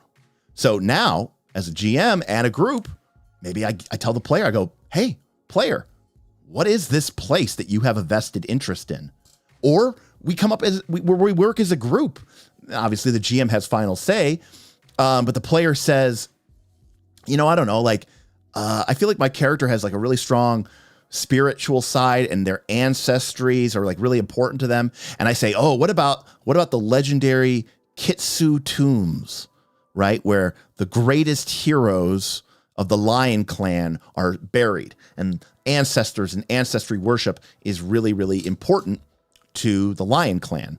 And the person goes, oh, that sounds awesome. That sounds amazing. And I'm like, great. Okay, cool. So you have a vested interest in this place as it stands right now. What happened the last time you had to support it or defend it? And the player goes, maybe there was this really, really cool, evil, necromancer who was trying to, raise the bodies of the lion warriors to be, his servants, and me and a group of my samurai defended the tombs, and I was the last man standing. I was just a young samurai, and I didn't really survive because I was just lucky, but we managed to drive off the necromancer, and I've sworn an oath of vengeance to kill this blood speaker and bring him to justice for what he did to my fellow samurai. And we're like, oh, that sounds pretty cool. Do you want to put that? Let's put that necromancer here on our list because that's important to you. So now we've added this necromancer to the list, right? And now we go back to the next PC and, they flip a card and they get, you know, you, PC, and individual join together to handle a massive threat or issue. What did they learn about you? What did they learn about individual? And you're like, oh, okay. Well, how about for them? We need to make we draw a card, and we get 2. Oops. So what does that mean? It means that some of the PCs join together with this necromancer. What could possibly be the case for that? Now, of course, obviously, your fiction comes first. You might say, there's no way. And by the way, these are never straitjackets. The group says, you know what? No. Me and my PC, we weren't working with the necromancer. We're going to have a separate confrontation where we fought the necromancer. Maybe we fought the necromancer at the Battle of Blossoms. And you go, okay, that makes more sense for our narrative. And then the prompt says, what did you learn about the individual at that battle? And they're like, oh, that's where we learned that he is, he is the undead and he is cursed. And that, whoever kills him or destroys him, their lineage, their line will be forever cursed, right? So he's got this like curse on him that, anyone who kills him, their whole bloodline will become forever tainted. And it's like, oh, okay, really cool. Now, that's not what this card said, but it doesn't matter what the card said. What matters is that you and your fellow PCs are working together to create a cool collaborative history. And by the way, if you go around your table and you do this a few times, eventually people are going to have individuals and groups and places and events that they have all mutually shared. And if they mutually share it, then what ends up happening is you come up with great ways to tie your characters together. But better than that, sometimes, right? I'm not proud to admit it, but a lot of us who are playing Pathfinder 2 or D&D, look, we build our character because it's the most optimal, right? And we feel a little silly to do something that wasn't optimal because there's nothing really forcing us to do that. So why wouldn't I just make the most, the strongest character I can with the best feat and the best stat and the best weapon and all this other stuff? But going back to what I was saying before about the need to balance the mechanics and the narrative of your PC, you and your group might actually come up with a cool idea, and you say, you know what? I was going to be an animal instinct barbarian because that's the most broken barbarian. And I was going to be a deer instinct because antlers are broken. And I just wanted to do, if it wasn't that, I was going to be dragon.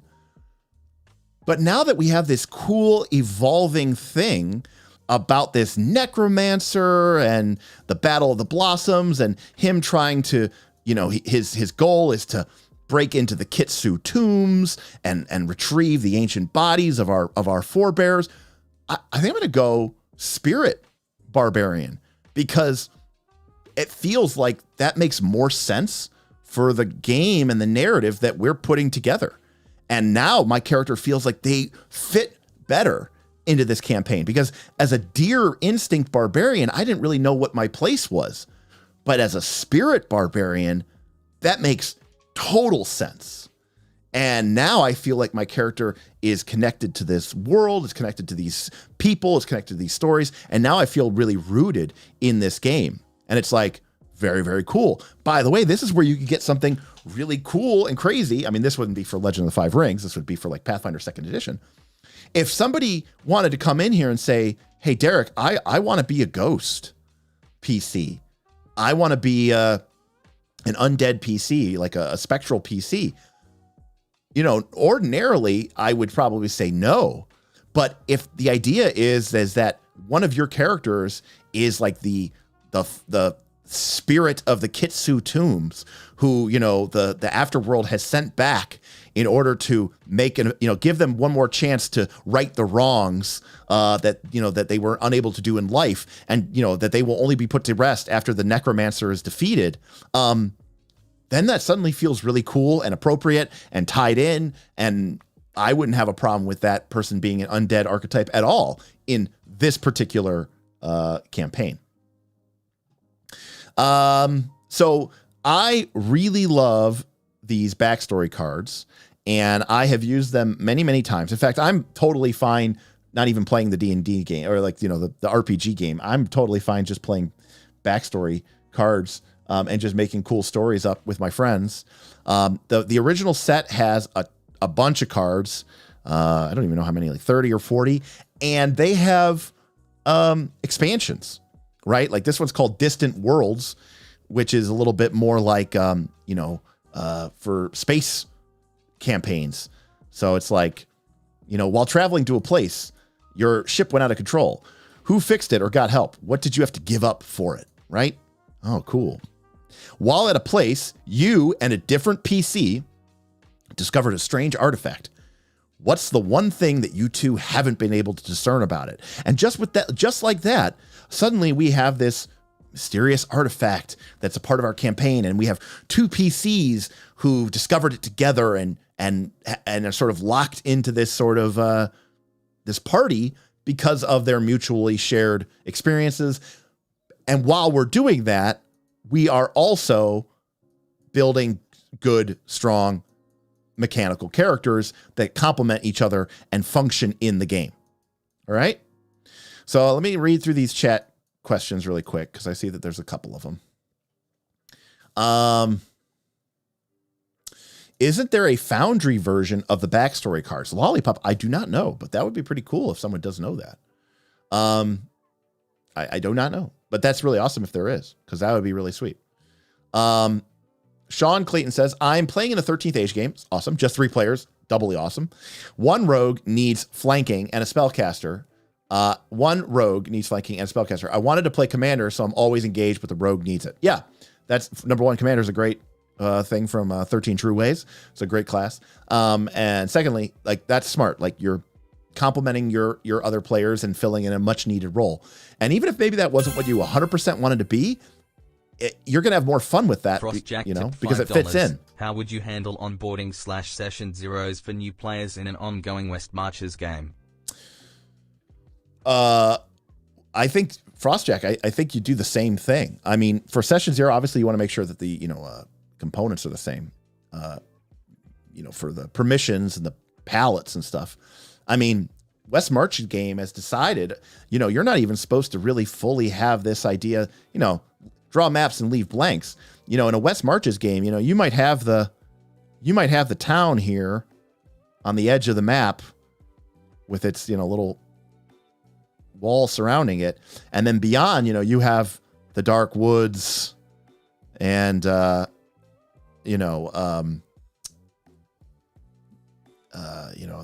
the foreboding peaks. But you don't really know, you don't have to have had everything out here mapped. And so if your players are like, hey, I'm really into, I'm really into dragons. It's like, okay, cool. Like put a dragon on your individual list, and you could still go through this and like find out that these party members have come to this place. One of them or 2 of them or 3 of them are seeking vengeance against this dragon. Right? Just because it's West Marches doesn't mean that the players still can't have motivations and ideas. In fact, what better motivation to explore and get more powerful and level up than to potentially one day find the dragon's secret lair, right? The group of they've been tracking this dragon for 15 years, and they finally have discovered that it's, sleeping in its lair, but no one knows where its secret lair is. And so the group, makes their way through your map, trying to find clues and put together stuff for the dragon. And along the way, there's other challenges and other issues that crop up. That's what D&D is all about. But I think that having characters that are still tied in or bought into your campaign world, or at least each other, is really, really smart. And by the way, there's no better time to do this stuff now, because, if you were doing this stuff with BX D&D, where your character might have 2 hit points and you die at 0 hit points, okay, maybe you should think twice about that. I'm not saying you can't, but maybe you should think twice. But to be fair, Pathfinder 2nd edition characters, Dungeons & Dragons 5th edition characters, you can't kill them. Like they're almost impossible to kill. And so why not invest in these characters and have them have these awesome, cool, amazing stories? Because you're gonna be stuck with them for a long time. So they should at least be interesting. And all of this stuff ends up being backstory, but instead of just being something that somebody wrote on their own at home that no one's going to read, and it's going to be very, very self-indulgent and cringy, you get something that maybe isn't as polished, but everybody else was a participant in it, and everybody else is kind of more or less aware of where everybody else's characters are coming from. And that could be a lot of fun. Even if, by the way, sometimes the players, your fellow players and humans might know that your character has something secret about their past. It doesn't mean that their player characters know that, right? It is important to distinguish between the two of those. Thank you, Frostjack, for the tip.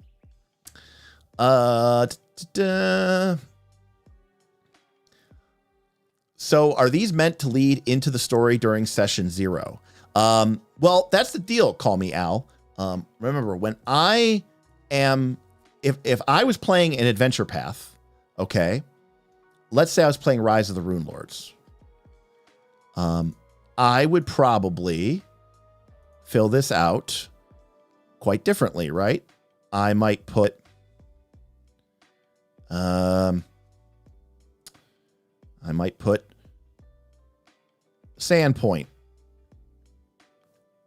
I might put,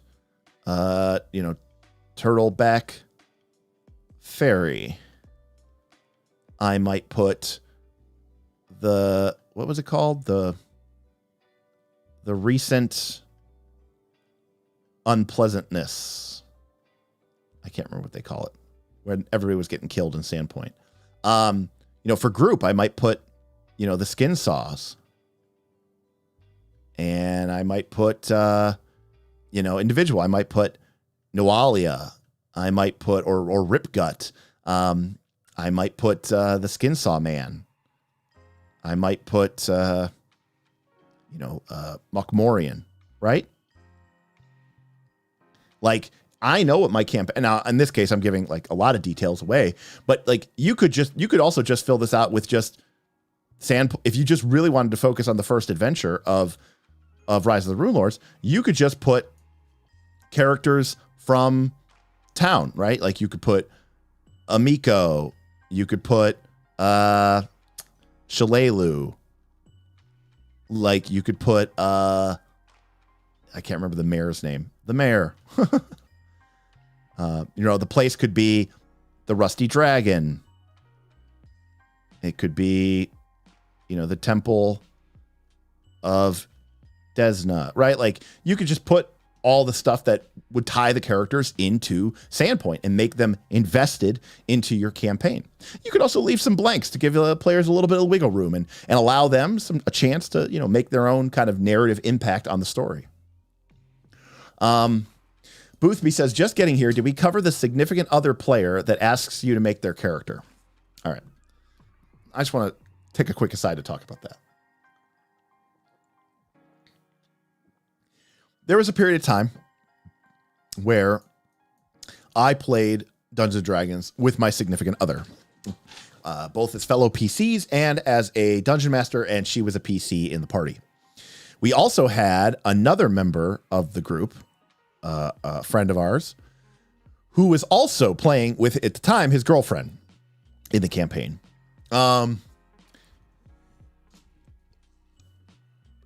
They were not always the most interested people in playing the game, and I significantly regret those decisions. And we sort of made an unofficial rule after those relationships ended, no more significant others in the campaign, because I don't want, it's not even about the significant other. I don't care about that. I don't want people that don't want to be there, right? I don't want people that aren't going to be there. By the way, that's a great point, by the way. We talked about this earlier, but make sure you clear the rules with your people. Explain what is expected of them. Decide, what happens if a player doesn't show. Do we cancel? Do we play without them? Does somebody else play their PC? Do they go into zombie land? Like, do we just go with what makes sense? Some people are more comfortable with certain decisions than others. Decide, hey, listen, we're going to play every 2 weeks. We're going to play once a month. We're going to play on an ad hoc basis. We expect people, it's okay if people miss a couple sessions. It's not a big deal. Or, hey, don't miss any sessions or you're out. I mean, that might seem unreasonable, but you can make whatever rules you want for how, the game plays. No phones. That's my personal bugaboo, but don't be afraid to, put your foot down and say, hey, look, these things aren't good for my game. Let's see here. Ayla says, and then they encounter TPK. Then they encounter TPKs the party because no one optimized unless the GM goes out of their way to nerf encounters by making them all PL -1 or -2. Ayla, I kind of disagree with that simply because if you just use a moderate encounter, which is what Pathfinder 2 in theory is based around, like, obviously I'm not trying to suggest that you should make bad characters. In fact, one of the biggest advantages of Pathfinder 2 is it doesn't matter what feats you take. It doesn't matter what subclass you are, what weapon you really wield. As long as your character has an 18 in their key stat, your features decide pretty much almost everything about your character. Everything else is flavor, right? And so it really doesn't make that big of a difference. It really doesn't. And so I think you almost get a freedom with Pathfinder 2 to be like, yeah, I'm going to take this feat that nobody ever uses because you know what? Feats don't really matter all that much anyways. Yeah, there's a couple busted ones, double slice or whatever, but you don't need double slice when you're fighting, lows, moderates, and severes. You just don't. So why? So I disagree. I don't think it does want you to optimize. Because there's a lot of situations too where we'll be playing Pathfinder 2nd edition. Just recently we were playing Abomination Vaults, right? And they were fighting some sort of monster, and you had Bob, who was a barbarian on the left or the right, and then you had our buddy George, who was a rogue on the left side of the monster. So they've got him flat-footed because he's flanked, and then the barbarian, assuming he had actions available, would, attack, map attack, and then aid. And the rogue would attack, map attack, and aid. So they were both giving each other +2. So this creature's AC was, from 23 down to 21. And then their attack bonuses went from 14 to 16. And so, they're now suddenly boom. And it's like, oh man, we killed that thing so quick and it was awesome. And it was because we were flat footing it and we were aiding it. Yeah. Or you could have done none of those things. And the combat probably would have taken an extra round or two, but they weren't going to die either way. Maybe they would have gotten really messed up, but you're just going to use medicine and heal to full afterwards anyways. So it matters, but it doesn't really matter. So that's kind of the point with the Pathfinder 2.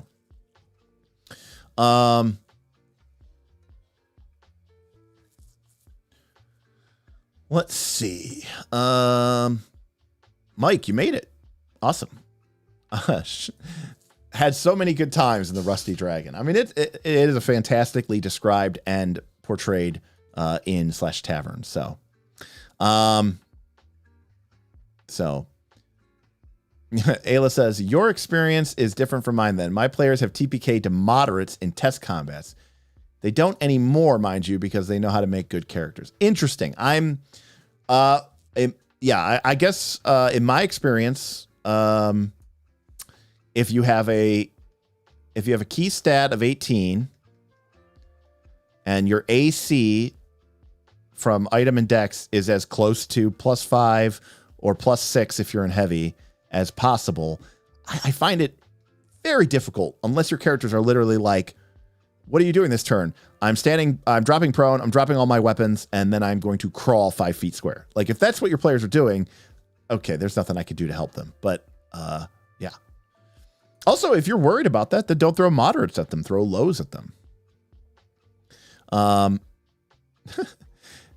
It drives me up a wall when in one of my PF2 games where we are all fighting 3 creatures with our 4-man party, and they all attack different creatures. Yeah, come on, focus fire, guys. I mean, yes, focus firing is definitely the name of the game in terms of, getting things done in the best possible way. I mean, I suppose you can always have that conversation with the group and say, instead that's where like flanking can be really helpful, where you're like, hey, can you leave your monster and come attack my monster? Come attack my guy so that we can flank.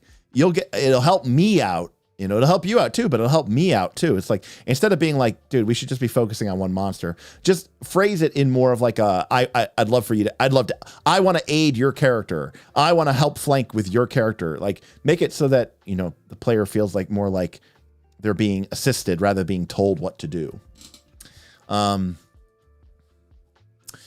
My significant other likes to play as part of the social group, but isn't invested in the game and doesn't care about diving into options. She gives me guidance on what she wants to do, and I make it.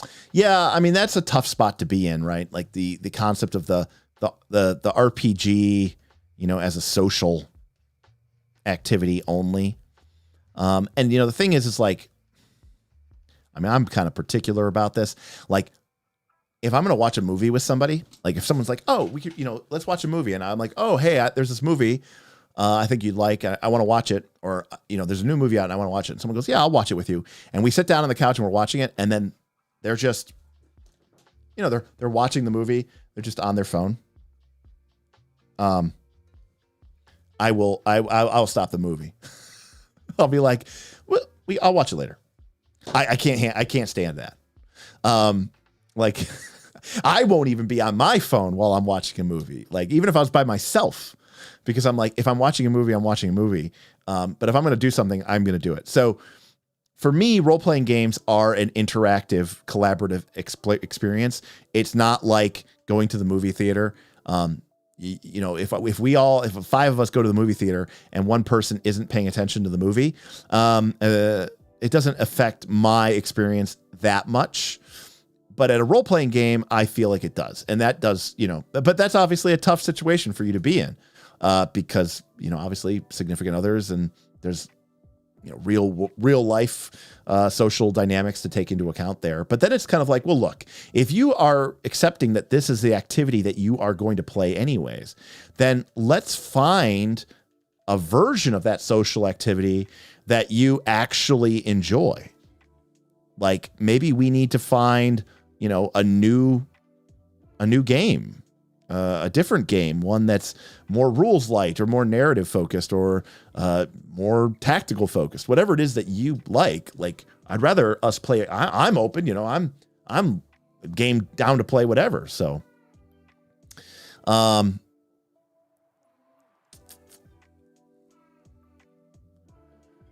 is it knows how to make a good characters or knows how to create a good party and play together? I mean, both I think are important in Pathfinder 2nd Edition, Isaiah. But making a good character in Pathfinder 2 does basically just mean having an 18 in your key stat and trying to get your AC as close to 5 or 6 as possible.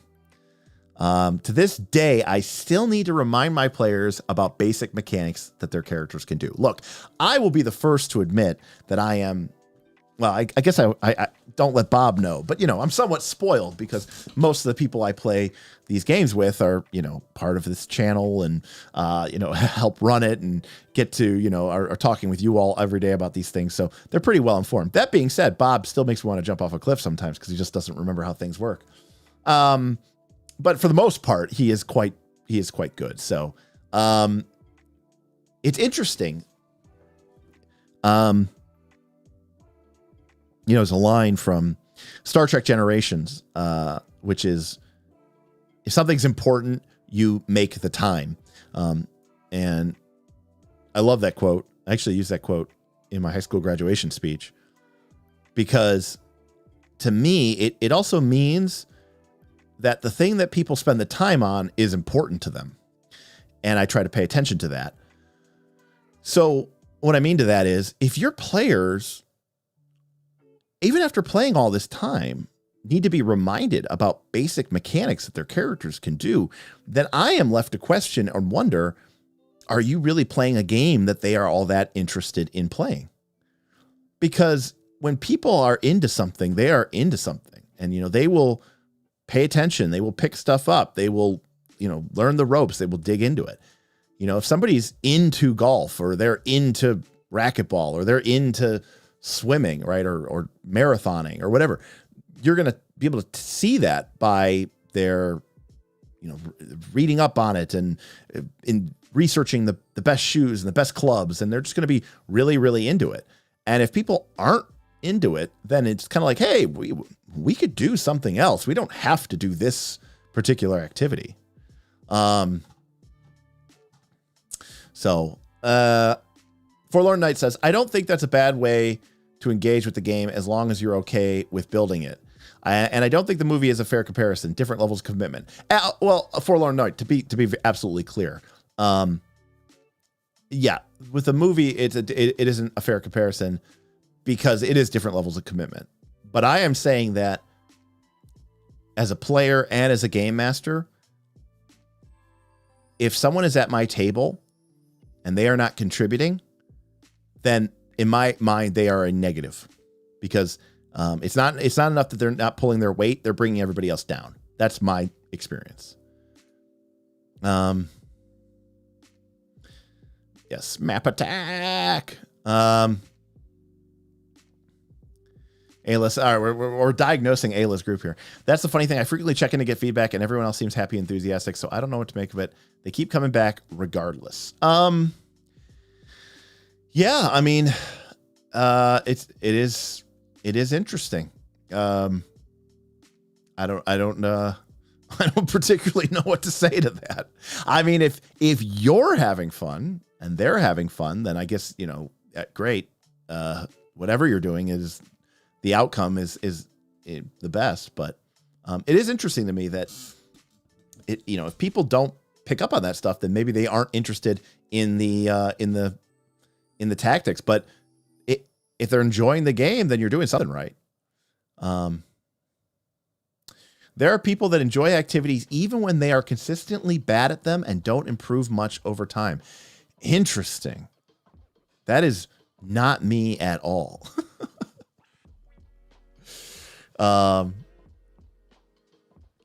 No, okay. I completely agree that many tables are just into hanging out. Tabletop gaming is just one possible. You're absolutely correct.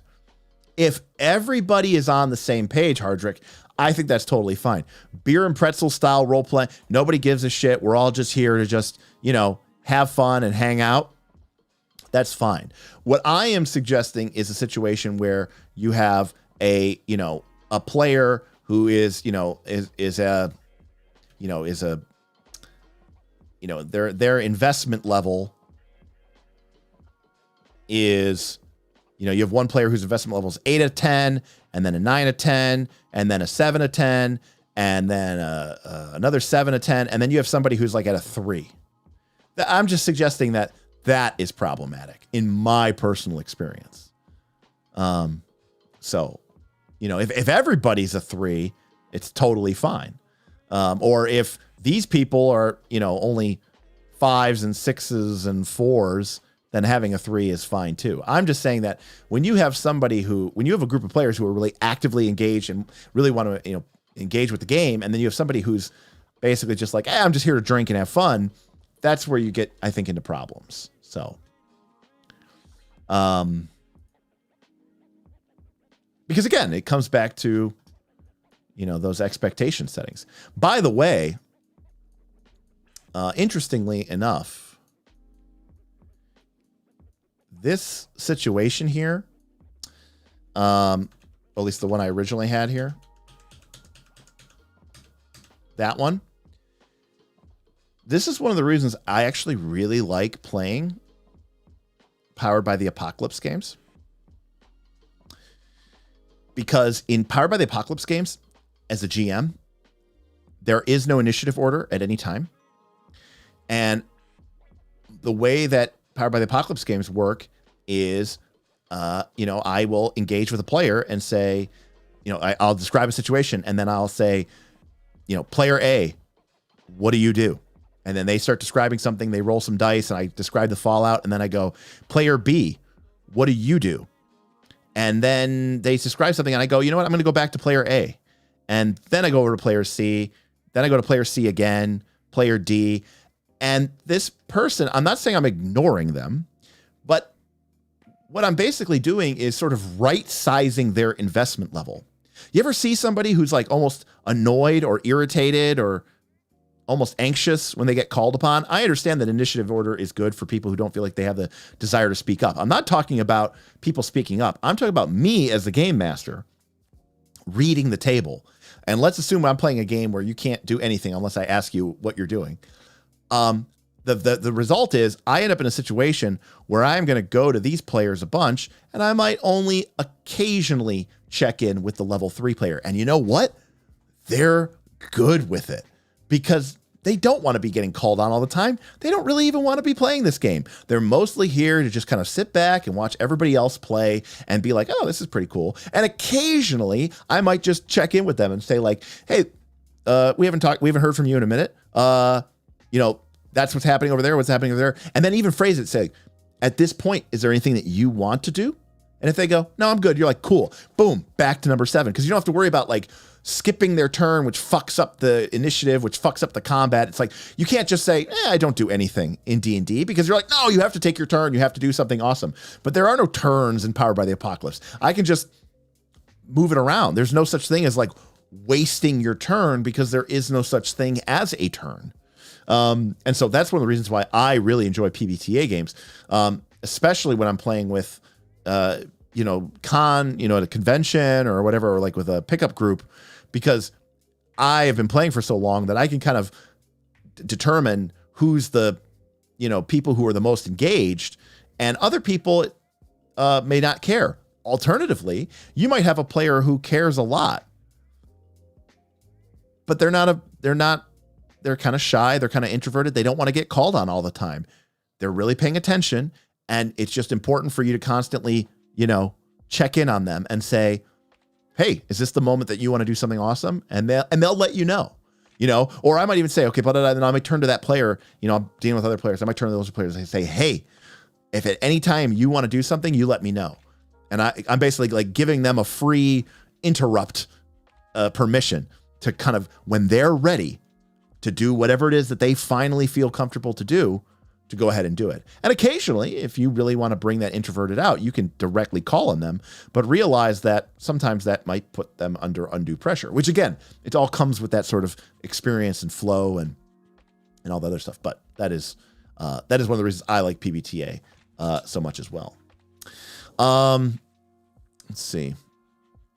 If everyone's a 3, that's when you bring out Kobolds Ate My Baby. Yeah, or Kick Ass and Chew Bubblegum, or Lasers and Feelings. I talked about that yesterday on Roll for Combat stream. I said, I don't understand why, you have all these examples of these 5e groups that are really just super, super, super, low investment, people who are, barely into the game. And it's like, why do people go to 5th edition? I mean, it's just because it's the brand and that's the power of the name. It's like, there are literal RPG systems that fit on one page of paper, not even 2 sides, just the one side of the piece of paper. And like, that's what people should be playing the first time. That's what, if you want people to get hooked by role-playing games, don't give them a 650 page manual. What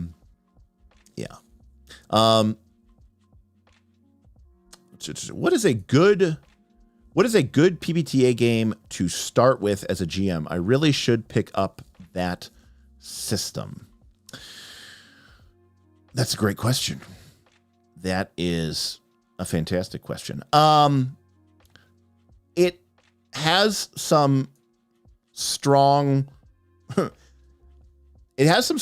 political messages in there about gender equality and LGBTQ rights. So I don't want people to think that this is some sort of game that you have to be a lesbian to play. But in terms of like generic PBTA games that don't have like a ton of rules baggage, I gotta be honest with you, Thirsty Sword Lesbians, I mean, it won the Ennie for best role-playing game last year. It really is a very clean, great system that is very modernized. Dungeon World's the other one that people will suggest. But honestly, Dungeon World itself is a little bit old and has some problems with it. There's a lot of house rules for Dungeon World. There's like variant systems of Dungeon World. One is called like Homebrew World. Let's see. There's another one called Fellowship. There's another one called I don't remember the other one, but there's a couple of Dungeon World hacks that are a little bit more, I guess you could argue World of Dungeons. That's what we played at Bob's Birthday Bash a couple of weeks ago, which is a very stripped down version of the PBTA engine. I think, in terms of like a super introduction, any of these are pretty dang good. So I love the games that are made by Magpie, like the Root and the Avatar and the Masks. But I will be the first to admit that these games are, they're fairly complicated. There's actually a fair amount of rules and stuff that's happening inside of them. So I might not go ahead with them, right away.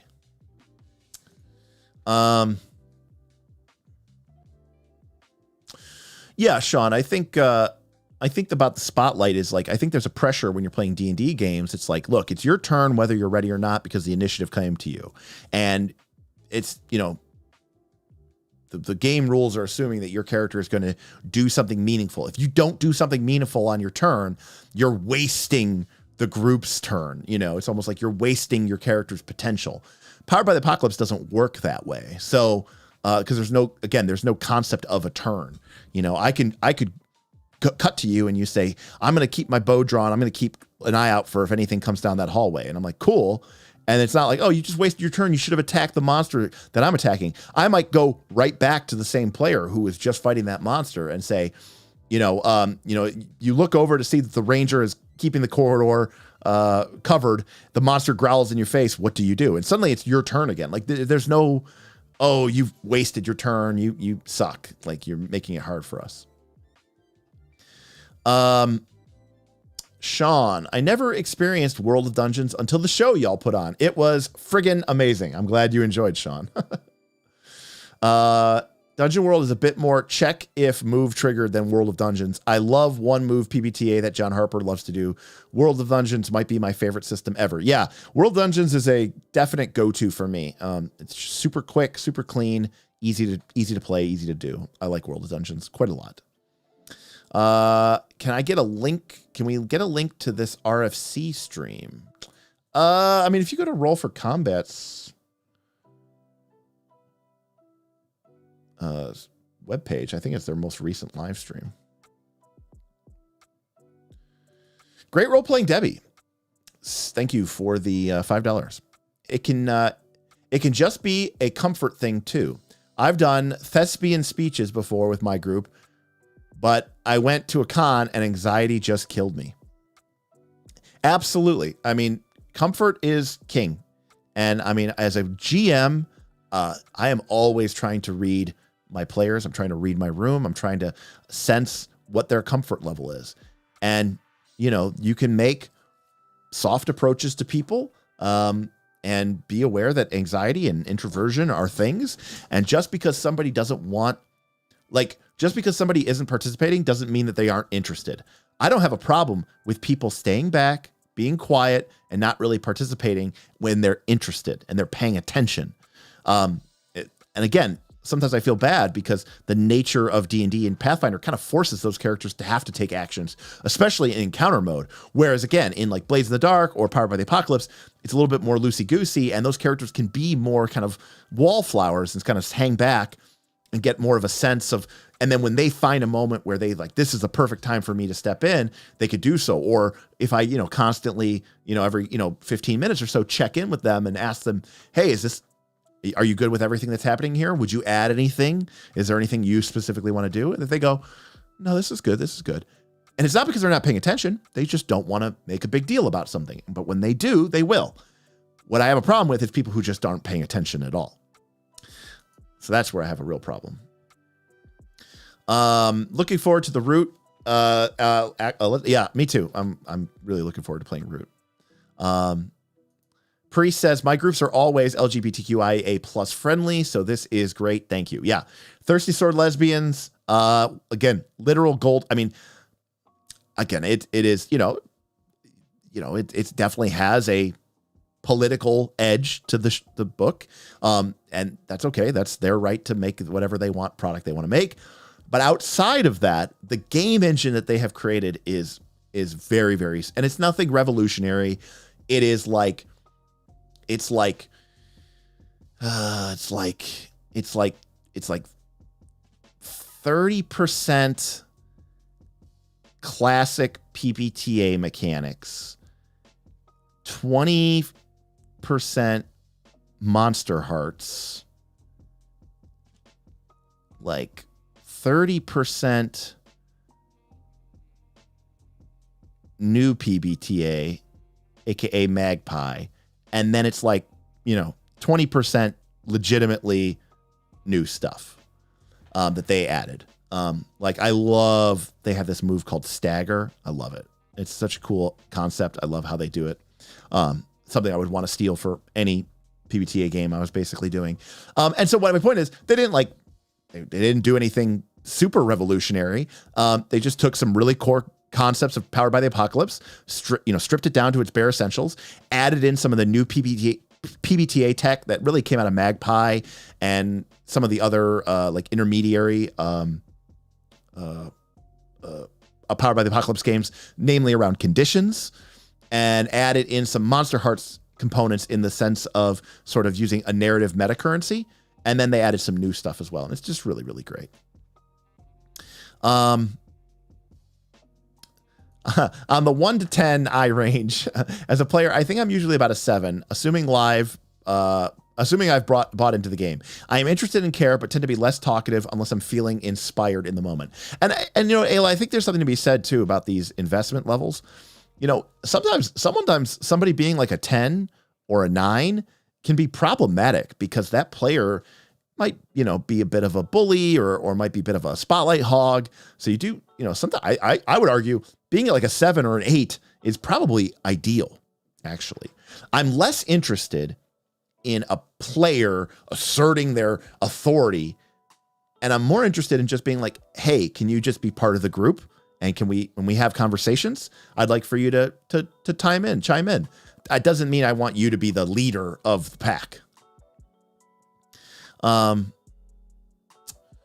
Frostjack says, I'm not sure if I worded my West Marches question well before. What I meant was, imagine you had your session 0, you play with your group of, say, 10 players. How do you handle an 11th player coming in? Okay. Yeah, well, obviously that's not a session 0, Frostjack. So, I mean, if somebody is new to the game, you kind of have an advantage there, which is to say, that player is new, their PC is new, and that means that they can have kind of a outsider look or feel. Alternatively, depending on how much time you have available, if somebody makes a new PC, you know what is currently going on in your campaign. Forget what you created at the beginning of the game. If what you're dealing with right now is, the party wants to go to the Spider Haunt Woods, then it's like, okay, let's tie that new PC into the Spider Haunt Woods, and maybe one of the other PCs, this PC was in the army. Your character has a medic archetype, so you're like, oh, maybe you were a medic in the army. That PC, he knows that your character is from these woods, so he seeks you out, and he's like, I know a guy, and he looks you up and asks you to join them and, come with them to the woods. You have your own unrelenting business that you tie into. Like, it doesn't take much more than probably 5 or 10 minutes. Obviously, your character is not going to be as seamlessly integrated, and you're not going to have as much input because the game, the carriage is, the cart has left the stable. The horse has left the stable. You can't, I think that's the saying. You can't just go back and make the game all about your new character. You do have to, but that doesn't mean you shouldn't try to insert them into the game. At the same time, in a West Marches game, there's something to be said about, hey, we're going to be going into the woods. We need a ranger. And it's like, oh yeah, well, my character, I made a ranger. And it's like, oh, what's your connection? Well, my character is a ranger. He knows these woods. And the party's like, hey, we need a ranger. We're going out into the woods. You want to come with us? And the ranger goes, yeah, sure. I'll come for money, or I'll come for a share of the loot or whatever. And sometimes it's that simple. It's that mercenary.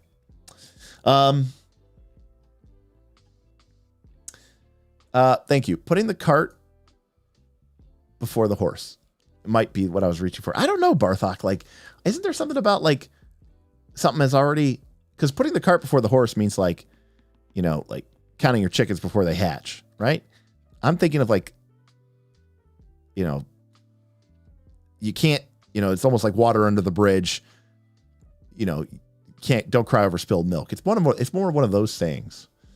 The cow is left the stables or something. I don't remember. I'm looking it up here. Something about horses and stables. I don't know. I'm from the train has left the station. That's even, thank you for saving us. Thank you for saving us, Save Versus. I don't know if that has anything to do with horses, but the train has left the station is really what I was trying to say here. Great Role-Playing Debbie says, making the characters tied to each other is important for some reason for them to pick them up.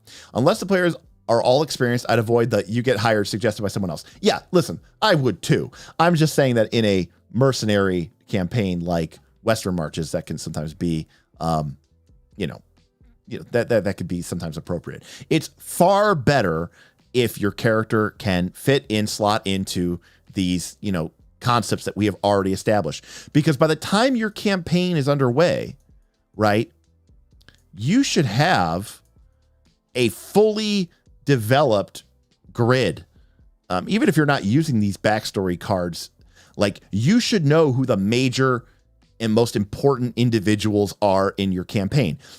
Maybe they're good guys, they're patrons of the PCs. Maybe they're villainesses and, enemies of the PCs. Maybe they're neutral and powerful NPCs that the PCs have tangled with, but aren't directly foes with. You should know what factions or groups are at play in your campaign. If you're moving into a part of the adventure path, you know which, groups are going to be important, and you can make a character part of one of those groups.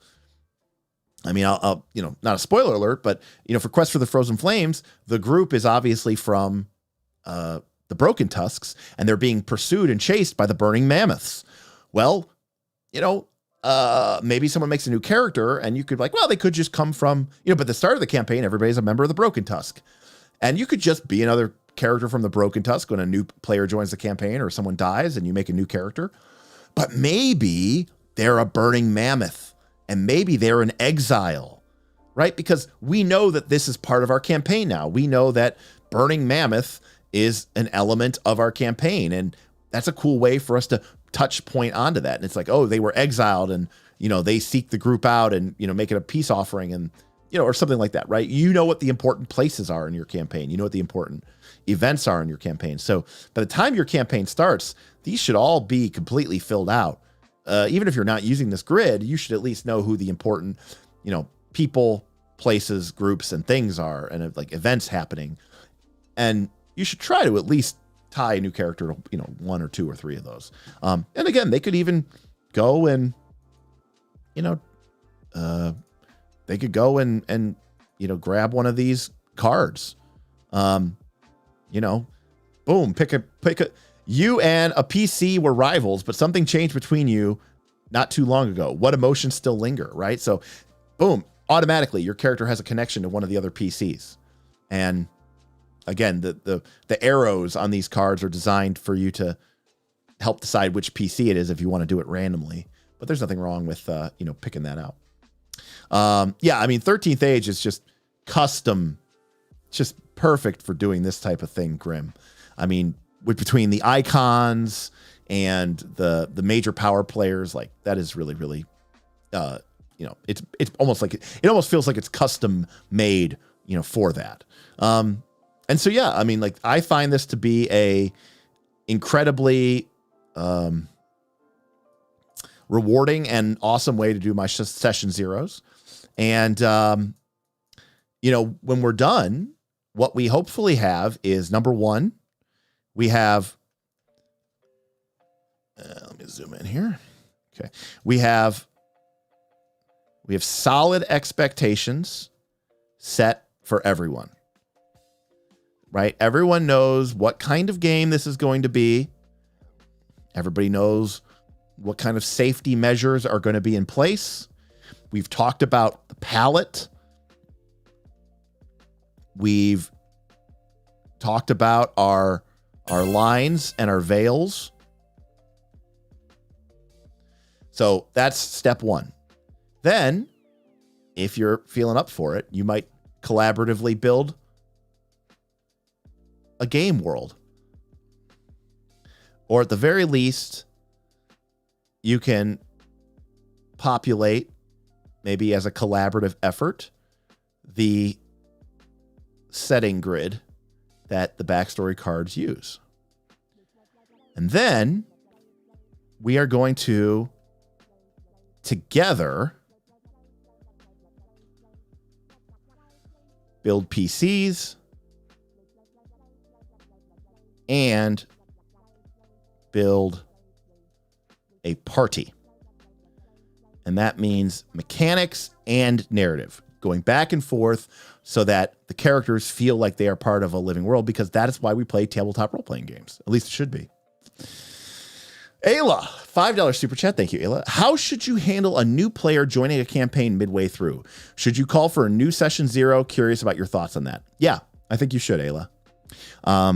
Maybe it doesn't have to be a full session, right? It could say, hey, our normal game runs 4 hours. We are going to take the first hour of tonight's session to welcome this new player, kind of let them know what, maybe you've already had them fill out some of their things, and talk to your group about their concerns, their issues, let them kind of vibe for what's going on in the campaign, and then say, hey, we'd want to help you make a character. Because it's an existing campaign, you might be able to tell them ahead of time, hey, these are the characters that we already have in the campaign. You can feel a little bit allowed to sort of get a head start on ideas for a PC, because the other stuff is pretty set in stone. We're not going to have the other players make new PCs. And then we're going to sit together for 20, 30, 40 minutes and just think of cool ways that your character makes sense to be a part of this evolving story. And look, we're just really looking for excuse. We're not writing the next, hit TV show or blockbuster movie. We are just looking for a convenient excuse that makes everybody, if everybody kind of goes, yeah, that makes sense, right? Like, yeah, that makes total sense. That makes sense in the fiction.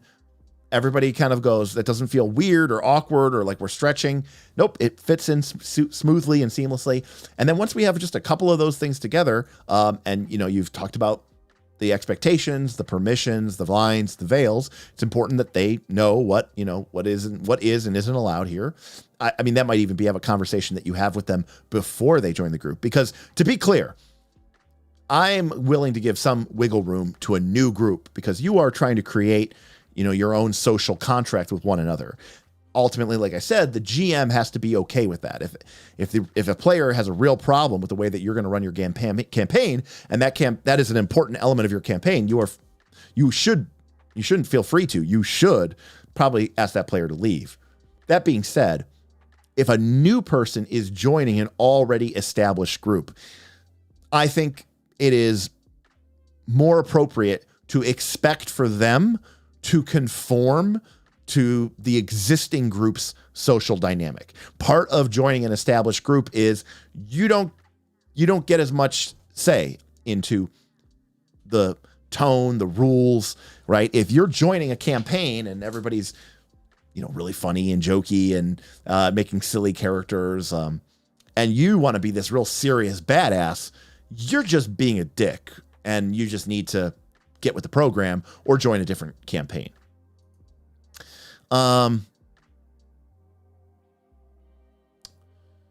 Damien says, a lot of the groups I like include creating character bonds as part of the character creation as session 0. Fate, Story Path, for example. Yeah, Fate, which we covered on this channel. If you go back into our live streams, you can see we did a Fate stream earlier this year.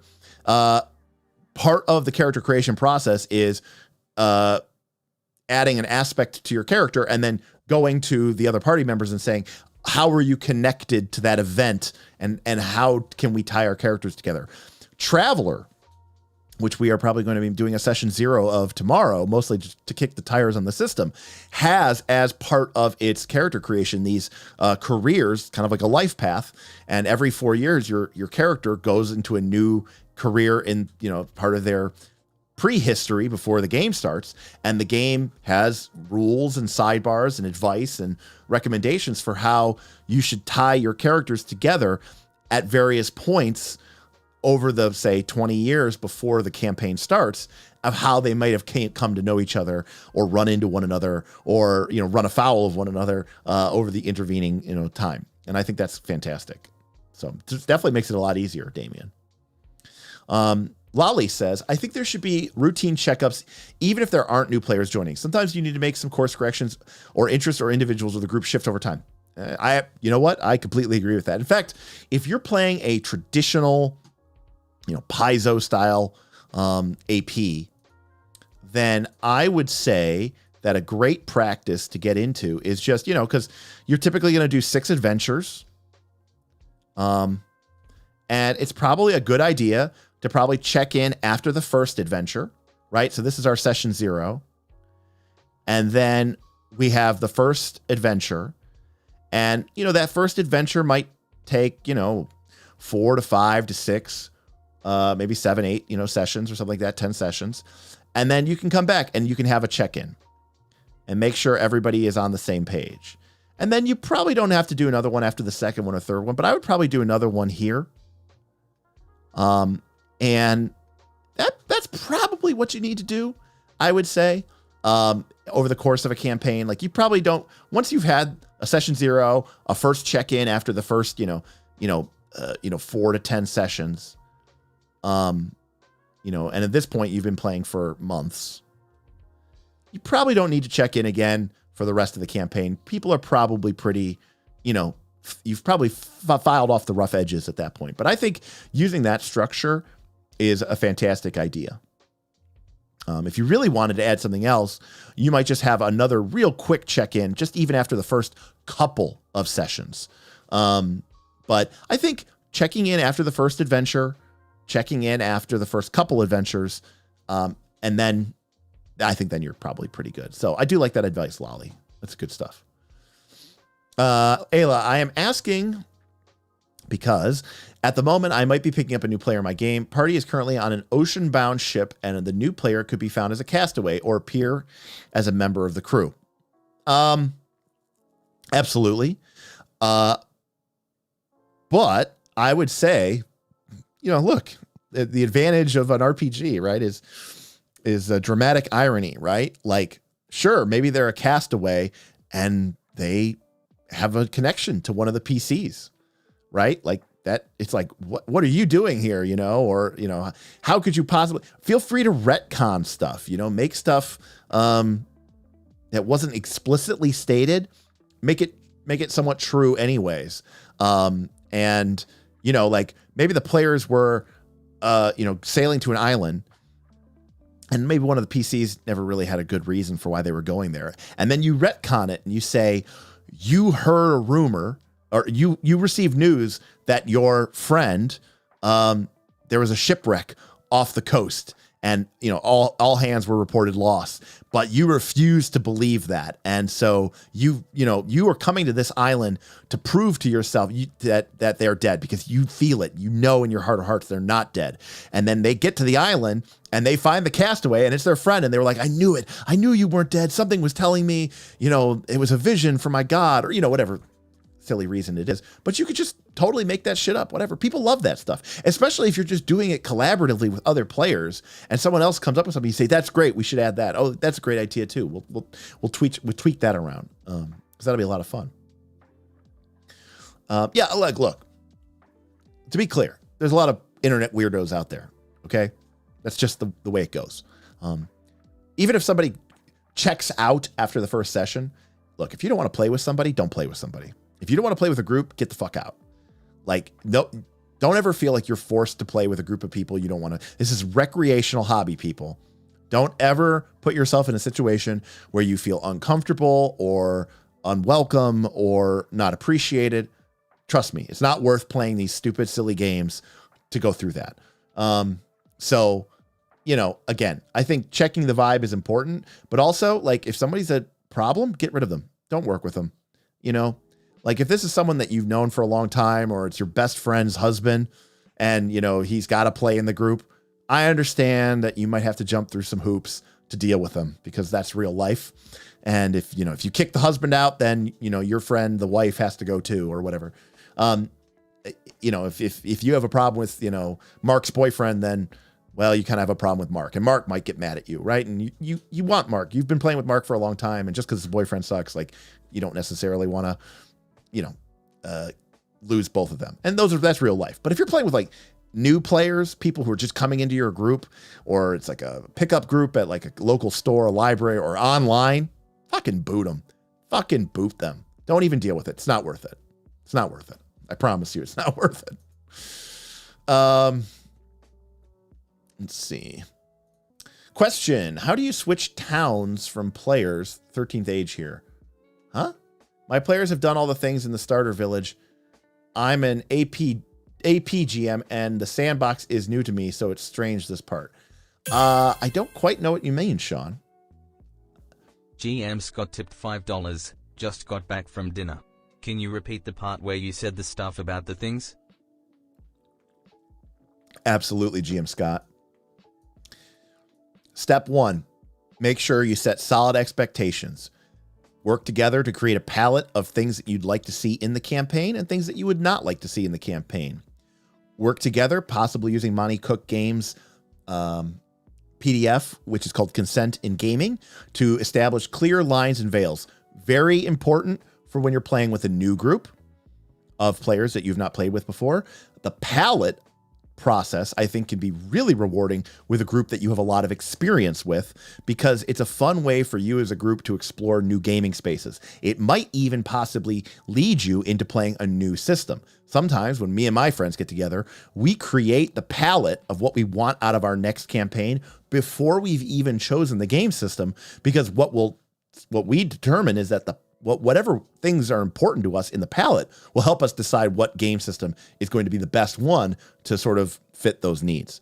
Secondly, if you have the time and the inclination, work together to collaboratively build a game world. I understand that's not in everybody's wheelhouse. I also understand that's not in everybody's book, because you're playing an actual play, an adventure path. I'm sorry, not an AP, actual play, adventure path, but it can be a really fun process. Then together, not separately, but together at the table, build PCs and build a party, and do so mechanically and narratively, finding ways to not only build a great party that complements one each other mechanically, ideally, especially in a D20 game.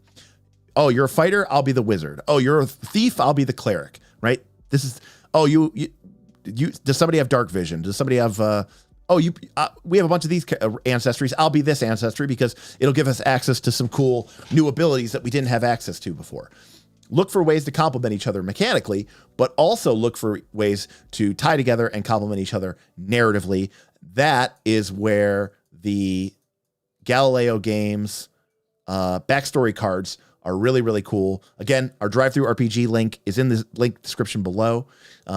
If you use that link, we get a couple % of whatever you spend there. It doesn't cost you any extra money, but it does put a couple of extra bucks in our pocket. So I would appreciate that. If you want to check those out, you can find those on drive-through RPG. Just search for backstory cards by Galileo Games. Pretty cool. It's one of my favorite methods for narratively building stuff. I think it's just a fun little mini game in and of itself. And then that's it. After maybe the first adventure, or maybe after the first 3 to 5 sessions, you might do a check-in after the first couple sessions or at the end of the first adventure, just to make sure, hey, is there anything else that's come up that people want to talk about. Maybe some opinions have changed. Do we think that this campaign is going in a different direction? Are people okay with that? Yada, yada, yada. And then I would check in maybe about halfway through your campaign. Hey, is everybody still on the same, on the same page? And, even I would say probably up until this first check-in, I would be totally fine with PCs, retconning and changing their character. So if we've played through even maybe the first half of the first adventure, and someone says, you know what, I really don't like being the rogue. It's just not me. And it's like, okay, cool. Let's figure out something you are interested in, and you're seeing what is available in the rest of the party. Like, what are you thinking? Well, I was thinking like, we're doing all this wilderness stuff. Like, I could be a ranger and still get a lot of skills, and maybe I could still do some of the sneaky, thievy stuff, but be a ranger instead. And I think that would better complement, what the party's going for. And you're like, okay. And then you're like, plus I think it would be more fun. And it's like, okay, that is totally reasonable. We should totally do that. So that's what we're talking about, GM Scott.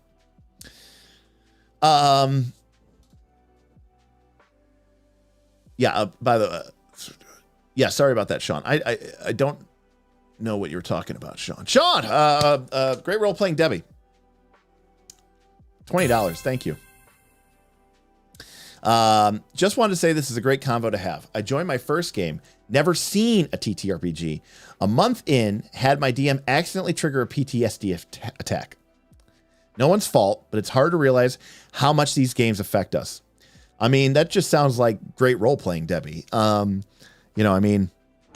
and Dragons, Satan's game. It's not a game for the weak at heart, right? TTRPGs are marvelous in their ability to trigger real emotions. There's a great line that I had in Aaron's wedding speech. I was his best man, and I said something like, Aaron and I have been on countless adventures and held each other in the most direst of moments, and some of them even really actually happened.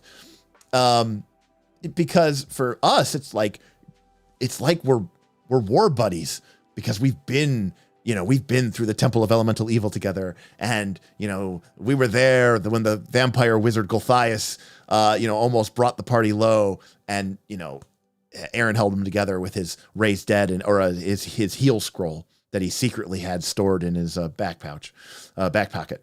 So it could be really, really intense. And it is important when we are, and I'm lucky that I've been playing with these people for 20 years. So it cannot be stressed that when you're playing with new people, you gotta be mindful and respectful of what people do. And I know for example, I know as a player, as a game master, I push real hard, right? I try to make people sometimes uncomfortable, because I like for TTRPGs to be a space in which people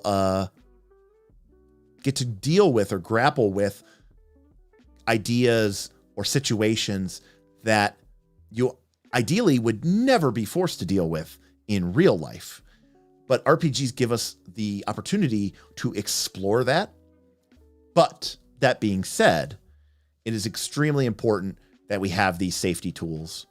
And this isn't really a session zero thing, but especially if you're playing online with new people or people you don't know, you need to have that X card, right?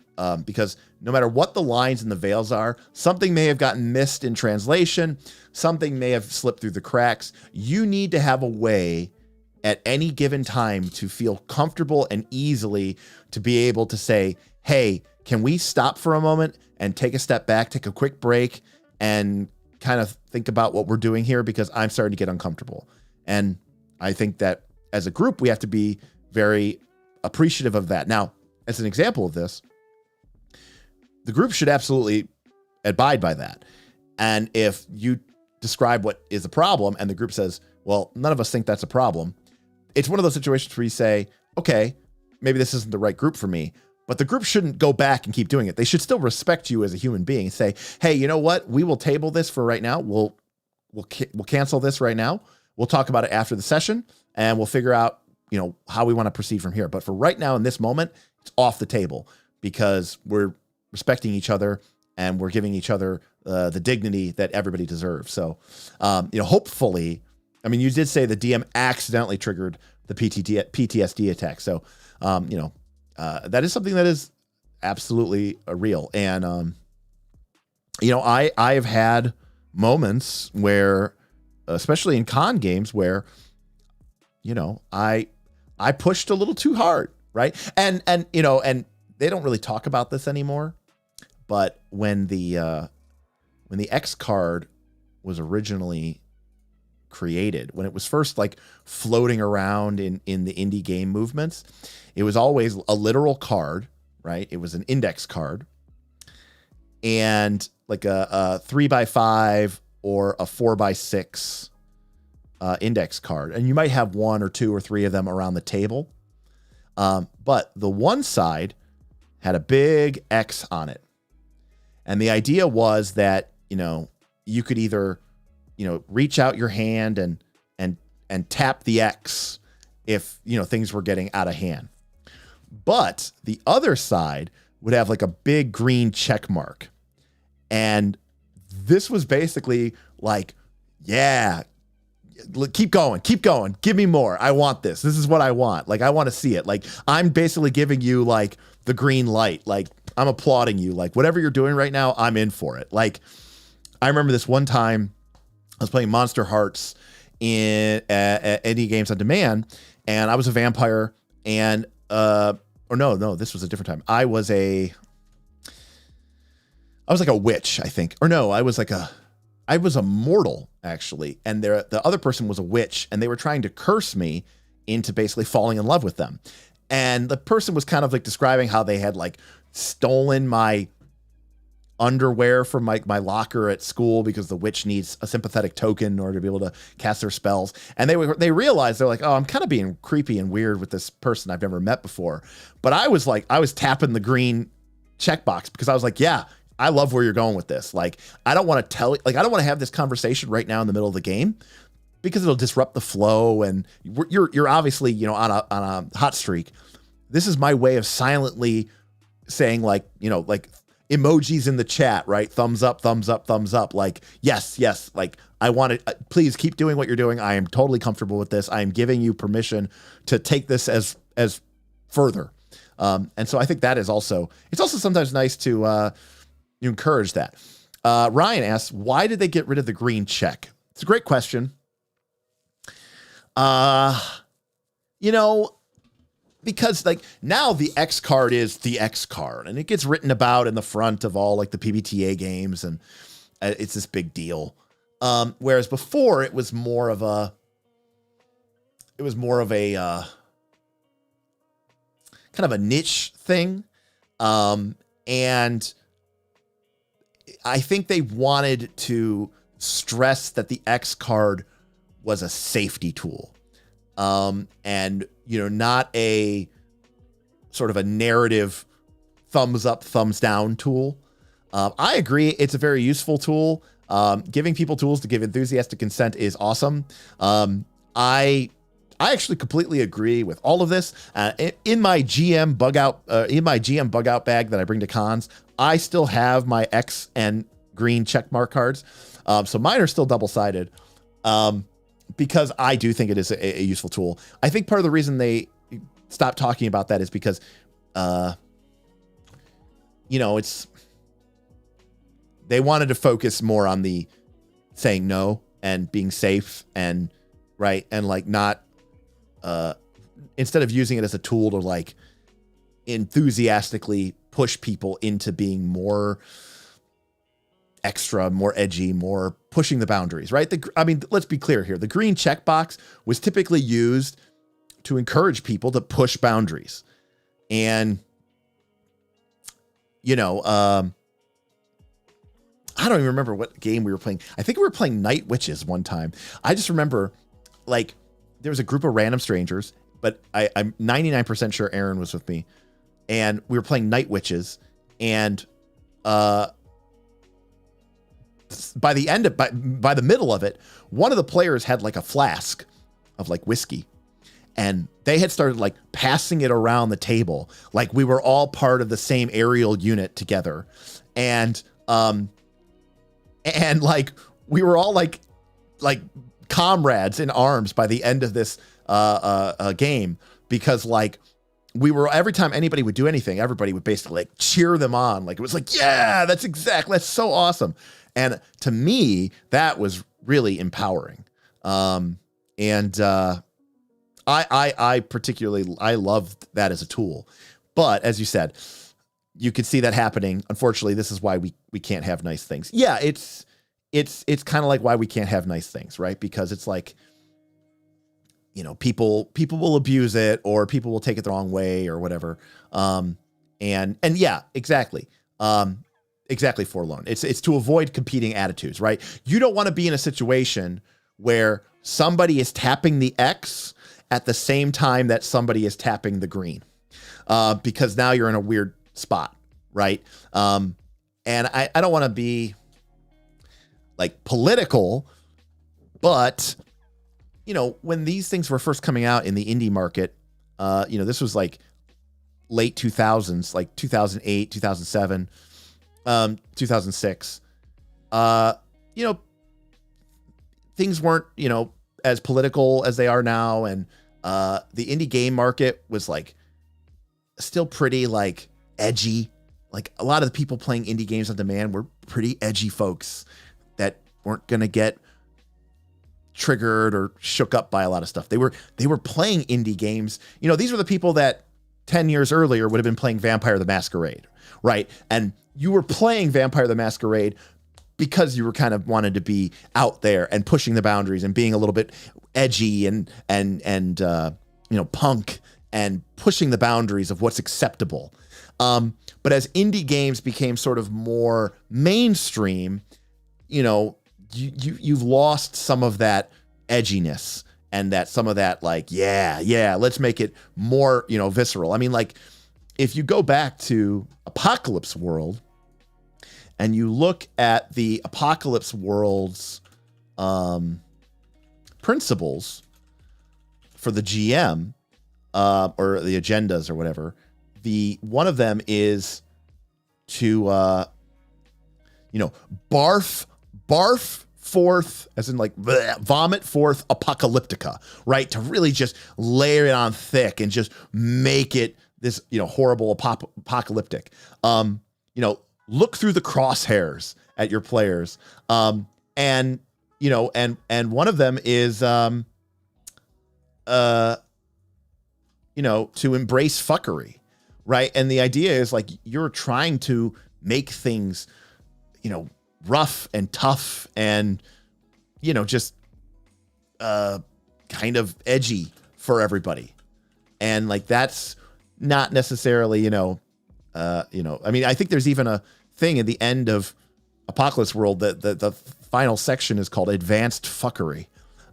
So it's a much more edgy game than it probably is nowadays, right?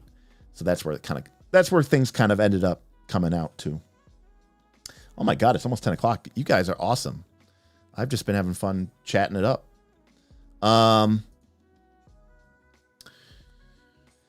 Yeah, I'm a big fan of the green check mark. I recommend if you want to go, I think you should be using the red X, because it is a good safety tool. But I wouldn't be mad at you if you wanted to use the green check box as well. I mean, you might overcomplicate it at a certain point there, Great Role-Playing Debbie, but, you know, man, I need to get that. That's got to be a sound clip from that Darkest Dungeons. Great Role-Playing Debbie. I need to get that on my soundboard. Let's see. Yeah, you don't want it to get into like a peer pressure type situation, you know? You don't want that. Sean with a $25 super chat. Also, stealing the hype, boss. Right here as we wrap things up, saying, loving these kind of chats. Yeah, Sean, you know, these kind of chats are at the heart of Knights of Last Call. Look, we did all spells ranked, which even the most insanely mechanical, you know, nitpicking type of channel would never do. Hey, we're going to mechanically cover every single spell in the game and give it a rank. We did the same thing for archetypes. We did the same thing for the classes at low, medium, and high levels, or low, mid, and high levels, right? So we do this stuff. But what really interests me and excites me about this channel is the opportunity to have these kind of conversations. And Sean, let's be completely honest with ourselves. These kind of streams don't get me a lot of views. You know, I recently did, I thought, what a fantastic video. I thought I was very proud of the stream. We talked about the rogue. We talked about the barbarian. We talked about the bard. We talked about the history of these classes in the D&D/Pathfinder space. We talked about them mechanically in the game, what role they fill, problems with it, things that we'd like to see change. Those were fantastic streams. They got a lot of views. But these kind of streams, I think, are my favorite. They don't get a lot of views, but it's support from people like Sean and from people like, well, all of our patrons. But, you know, people like Sean, people like Great Roleplaying Debbie, GM Scott, Ayla, Frostjack, Gossamer, you know, all of you have, you know, made it so that we can, you know, do these kind of streams because, you know, people like Dominicus and Rick S and Lollipop and everybody is showing their support for these kind of shows. And, you know, money talks. So we listen. And we don't have to be the most popular YouTube channel because we have you all supporting us. So, you know, I appreciate you all coming out for these type of streams. These kind of conversations are what keep me in my Discord all the time. If you're interested in being part of these conversations, look, you can get all the most in-depth Pathfinder 2 stuff you ever wanted, but you could also get some of the most intense philosophical GM conversations of all time. And also we have a lot of shit posting. So there's that too, if you're really into shit posting. All of those and more are available through our Patreon. Our Patreon has a load of options, a load of different tiers. They all get you access into our private Discord. Special shout out. We have 4 tiers. Our $10 tier, the champion tier, all the tiers have different options. I do need to update this on the website. Our Northern Reaches Season 2 campaign has launched. Bob is onboarding all of the players, and the new players are going to be getting signed up and loaded as well here shortly. If you are interested in playing in Northern Reaches Season 2, this is our mega-sized Pathfinder 2 campaign. We have over 30 GMs signed up. It is a persistent shared world where you and your fellow 70, 80, 90 players will shape the outcome for this year's season. It's real time. Every day that passes in the real life is a day that passes in Northern Reaches. And so again, it's a very unique experience. It's a bit like playing an MMO, but it's also like playing a home campaign because it's a persistent shared world. There's, you know, you can't just, if you go and kill the ancient black dragon that guards the black gate, the black dragon is dead. It's not going to just respawn for the next raid that comes there. There are some elements of it that are inspired by MMOs because, you know, we like MMOs. And when you're playing with this many players, sometimes those mechanics are fun. But it is a unique Pathfinder experience that really creates a fun shared world. And it's a really great experience. Anyways, that is open now. If you join at our $10 level or $25 hero level, you will get access to that campaign. But even at the night level, which is $5, you get access to our bonus content, all of our exclusive videos, which are kind of stored away on private on YouTube. You can only get to it if you're a knight. And we have monthly exclusive live streams that are only for our patrons. So really, really great value. Hopefully you all, if you're watching this or, you know, you've been watching this far, at least you can throw me the like and subscribe. So appreciate all of you for hanging out with me. Yeah. People are bitching about Vampire the Masquerade. You know, I was never much of a vampire person. It was too edgy. I was the D&D player. People are going deep with the vampire. Sean is more than happy to support us. Channel's great. Discord's great too. Appreciate that you appreciate it. Ryan loves the attention we give to these sorts of TTRPGs. It's so much value, even if PF2 isn't your cup of tea. And that's the deal. Look, we're playing Pathfinder Tech Edition. I've been playing it for the last 3 years it's been out. I I played through several campaigns. I've GM'd even more campaigns. I'm currently running Abomination Vault, which I think is a fantastic adventure. I'm excited about the remaster. It's a great game, but it's not the only game. It's not the only game I think you should play. It's not the only game I want to play.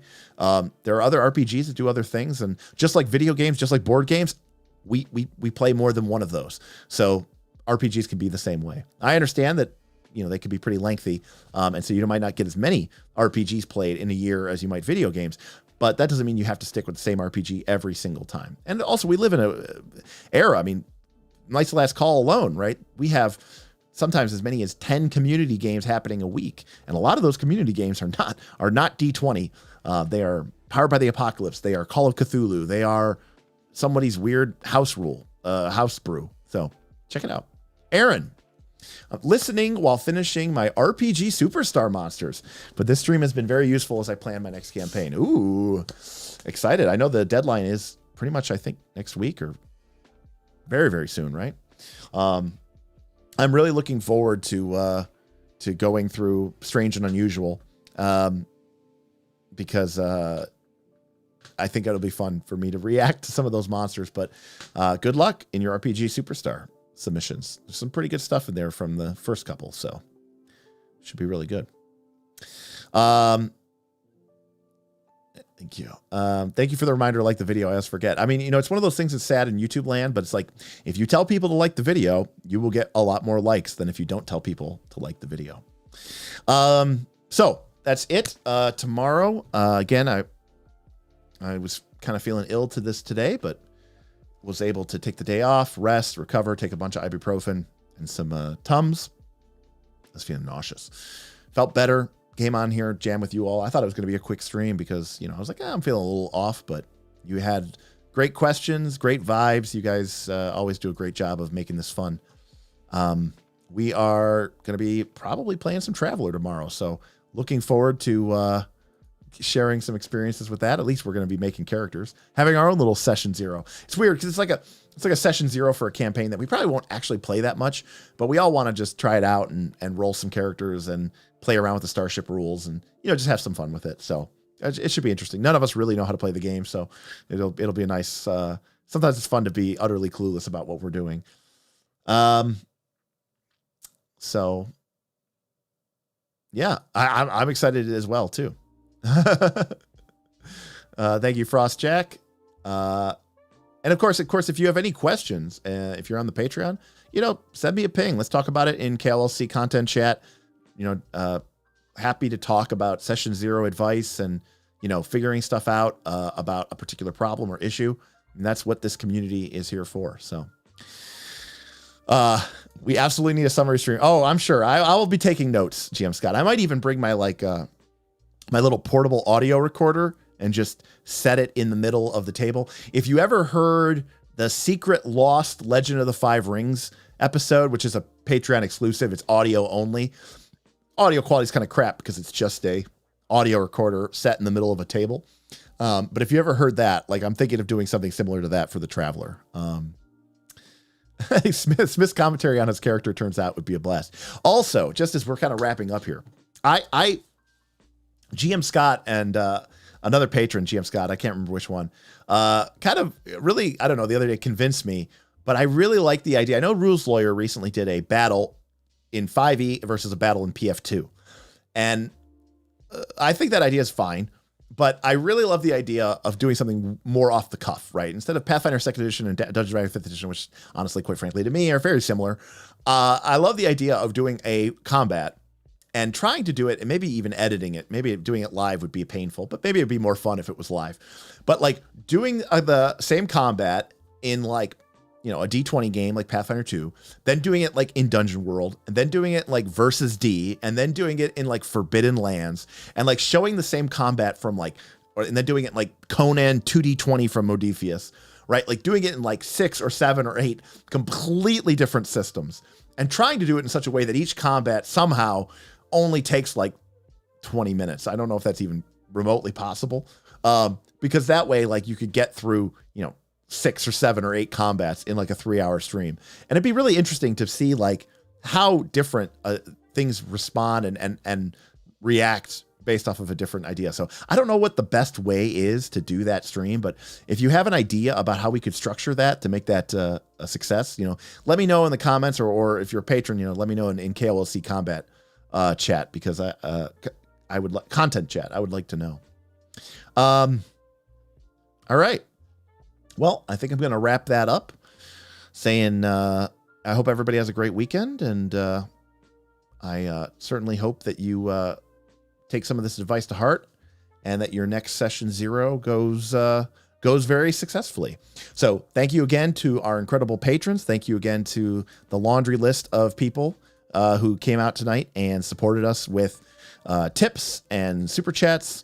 Aaron, Sean, Great Role Playing Debbie, GM Scott, Ayla, Frostjack, Gossamer, GM Rufus, Rick. Oh, we got a last one at minute 1 there. Oh my God. Dropping 50 Australian dollars. It's Great Role Playing Debbie. I want to see Fate versus Pathfinder 2nd Edition. Thank you very much for that. Fate, yeah, we could put Fate in there. Fate's great. I mean, Fate's definitely really quick. There couldn't be more of a difference, right, between the way that 2 gameplay systems would handle out. But I don't want to have a bias, right? I don't want to say like, oh, Fate's better, because it's not. I mean, it's a different game, right? But I think people, they think Pathfinder 2, they think Dungeons and Dragons. They're like, oh, those are so different. And I look at them, I go, they're not really that different. Like, to me, it doesn't really strike me as all being all that different. So absolutely, Fate should totally be on that list, Debbie. And it's so. Are you ever going to not change your name? Anonymous tipped $50. More World of Dungeons. Anonymous with a $50 tip. Wow. I don't know if you meant to be anonymous, but thank you very much for that awesome tip. Okay, Sean. Sean, thank you. Sean, so had you played World of Dungeons before? Or did you just get exposed to World of Dungeons on the birthday bash stream? And you're saying you're just going to always stick with Debbie. Okay. Fantastic. I think Fate would be a fantastic idea there than Debbie, because what better way to show how a narrative game approaches combat versus a tactical game approaches combat. I think that is an absolute great one to throw into the gauntlet. You never played. Okay, you played Dungeon World. Okay, so yeah, gotcha. And you DM. Okay, GM. So you had never played. You had never heard of World of Dungeons or anything? Like, yeah, like I bring Dungeon World when I play to cons, but I typically only play it with people who have already played Dungeon World or have experience with PBTA. If people have never played a 2d6 miss, partial success, full success game, I almost always pull out World of Dungeons because it's just so quick and so simple, and it has a lot of the same carryover from Dungeon World with people who are familiar with fantasy D20 games, because it's like, oh, you can kind of have a cleric, you can kind of have a fighter, you can kind of have a wizard, but it's just super, super quick. And ultimately, I mean, everything in Dungeon World is, Powered by Apocalypse is basically defy danger anyways, right? It's all just basically defy danger. And so just codifying that into just, the single move is definitely, I think, the way to go for a very fat. Now, granted, there's not a lot of depth there. If you were to play a World of Dungeons exclusively for months and months and months and months or years, it would probably get pretty lame. But, playing it as a nice refresher or as a fun con game, or even as like a quick 3-shot or 5-shot or 6-shot, like I think that's totally acceptable. I mean, World of Dungeons does have experience point rules. Obviously, I hacked the experience point rules, Sean, for Bob's Birthday Bash by converting it into, shots of alcohol. But, it's the same basic principle. Ayla, stream idea, super chat. Thank you. Derek pulls a rules lawyer and plays out combat between 2 completely different systems in an unbiased idea. Wait a second. That's what I'm saying. Wait, were you not paying attention, or are you making fun of me? Or are you mocking me? I was saying I want to do that for like 6 or 8 different systems, because it's not enough for me. I don't like 5e versus Pathfinder 2. It's like, yeah, there's differences, but sure. But like for me, it's like comparing Fate to Pathfinder to Dungeon World to 2D20 to Against the Dark Master. I think that is really, really compelling. I just don't want it to take forever, and be like really boring. Like, how many times do you want to see people fight the same monsters? And also for my players, right? By the time you get to like the 6th way, Actually, Ayla, unrelated to this, but kind of related to this, another thing which I wanted to do, and I'd probably have to tap patrons to do this, but it would introduce some like additional variants. I love the idea of having a Pathfinder 2 combat, maybe something that's like a severe plus, so not 120 XP, but maybe like 140 XP, right? Let's just say not quite extreme. So like 140 XP, 130 XP encounter, Pathfinder 2, and then make a party of like 4 cold stone fighter with double slice and, a max stacked, in Magus investigator with psychic dedication, imaginary weapon, a cleric with just infinite heals, right? Like make this just like stone cold killer car op party, and then make a different party that's just like all ranged characters, gunslinger, range ranger, ranged rogue or something like that. Then make another party that's like alchemist, oracle, investigator, champion, summoner, or something like that. And I want to see like how differently that same exact combat plays out. Now, obviously, there's a lot of variance because there's D20s involved. So, the best party could roll like shit and the better, whatever. But it would be really interesting if there was a way that you could like normalize for the differences and just see how different a combat plays out and to really see how much easier or harder a fight is with, one party instead of another. Like, look, I'm into narrative, I'm into role playing, but even I have to admit that would be kind of like a fun little exercise. So, let's see. Same combat. Well, one player is playing by PF2 rules and others playing by fate. Now, I also had the crazy idea, Gid, of doing an actual play, but each week was a different system. The characters are the same. The story is the same, but the system we use is different each week. Okay, you're reinforcing the idea. Okay, got it. Yes, the strat build is obviously completely busted. I mean, there's no doubt about that.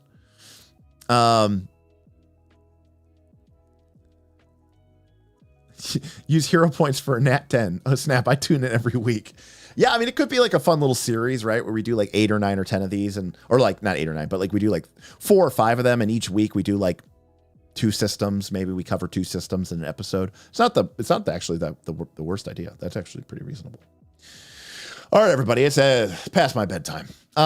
So enjoy your weekend, enjoy your session 0. Hope to see you all here next time in chat, or better yet, join the Patreon. Come talk to us on the Discord. We are over 300 people strong, which is fantastic. Absolutely so blown away and proud of that number. We've worked really hard to foster and build this community, and it's all because of the support and the friendship that so many of you have shown to us that we're able to do it. We've got Origins is in less than 3 weeks. And I am going to be super stoked to see some of my friends down there in Columbus and get some drinks and talk about games and do some podcasting and play some games. It's going to be a lot of fun. So really, really looking forward to that. GM Scott has apparently done that. They've played once a month and switched the system and their players each time. Yeah, but did you do that on purpose, GM Scott, or were you just doing that because you were being fickle? Beowulf wants to know, how much is Patreon for access to the Discord? Beowulf, our cheapest option is to come in as a squire, which is $3 a month. That's like the lowest Patreon I'll let you go. You get access to the Discord. You get access to all the channels. You can't play in the Northern Reaches game. And you don't get access to like our PDF contents or anything like that, but it does get you into the Discord, which is private. $2 above that is the night level, which is $5. And that gets you all the same access, but it also gives you access to all of our behind the scenes footage, our bonus extreme videos, and all this other stuff. So like $3 is like our minimum, which is like the cheapest they would let us make it. Because I just wanted to make it, even paying $3 is enough to keep the riff, like you don't want trolls coming in, right? Like, and if you have a public open Discord, you're going to get a lot of people who are just come in and be shitty trolls. I am so proud to say this. We have 300 members in our Patreon. Over the almost 2.5 years that we've had a Patreon, about 2 years that we've had a Patreon. We've had about 420 patron members. So 120 people have at some point or time left. Some people join and they leave after, just the first month. They decide it's not for them. We have some people who are with us for a long time and, things change in their life. They're not playing much games anymore. They haven't been on for a while, or they have financial issues or whatever. There's a million reasons. People leave. But, so 420, 430 people have signed up. We still have about 300 of them. I have only had to ban 2 people in that entire time. And so I have been so relieved at how mature and incredible and amazing the community. I mean, I lucked out. Like, I really did. So, and a lot of that it's nothing I did, right? It's totally just the community and the type of environment that we build. So, that is incredibly awesome. And most people aren't used to seeing that in role-playing games space anymore because everybody is so, either just, very quick to judge, very quick to attack, very quick to troll. So we're much more laid back than that. Yeah, we're not shitty trolls. We're amazing trolls. So yeah, we're all too old for that shit anyways. That's the other big deal. We do aim, me and Aaron, we're in our 40s, Bob's in his late 30s, mid 30s, whatever. We have a lot of members in our Patreon who are in their 50s, in their 60s, right? Most people here have, families and husbands and wives and kids and, kids that are in college, kids that are getting married. So again, it's, with age comes wisdom. And so I think some of that, yelling at each other on Reddit and Twitter is because people are younger. So not get off my yawn, you young kids. Yeah. Sean's like, your grandkids. Yeah, exactly. GM Scott. I said grandkids. Sean just turned 30. Listen, as far as I'm concerned, you're well on your way, Sean. So yeah, just turned 40 recently. Must be why I love KLLC. Yeah, me too, buddy. Welcome to the 40s. Loving it so far. So no. Anyways, that's going to do it for us tonight. Hopefully we see you all there, on the Patreon, or we'll see you next time on the chat. Next week, we're going to be back. Don't know what we're going to be talking about. We'll probably do another Pathfinder 2 video. We'll probably talk about one of the other classes. We'll have the patrons vote to see which one we talk about next. Because we really haven't specifically covered Pathfinder 2. We talked a little bit about the remaster, which I think was exciting. So now we definitely have a lot more to talk about. But looking forward to seeing you all there. And if not, I will catch you on the Discord. Otherwise, next time we stream, Tuesday. Of course, remember to like and subscribe and ring the bell, because sometimes randomly we will go live on a Sunday or a Friday, and you might miss us if you're not notified. So make sure you click like, subscribe, ring the bell, leave a comment, all the fun stuff. Help promote the Knights of Last Call. And we'll see you next time on Knights of Last Call. Bye, everybody. Take care.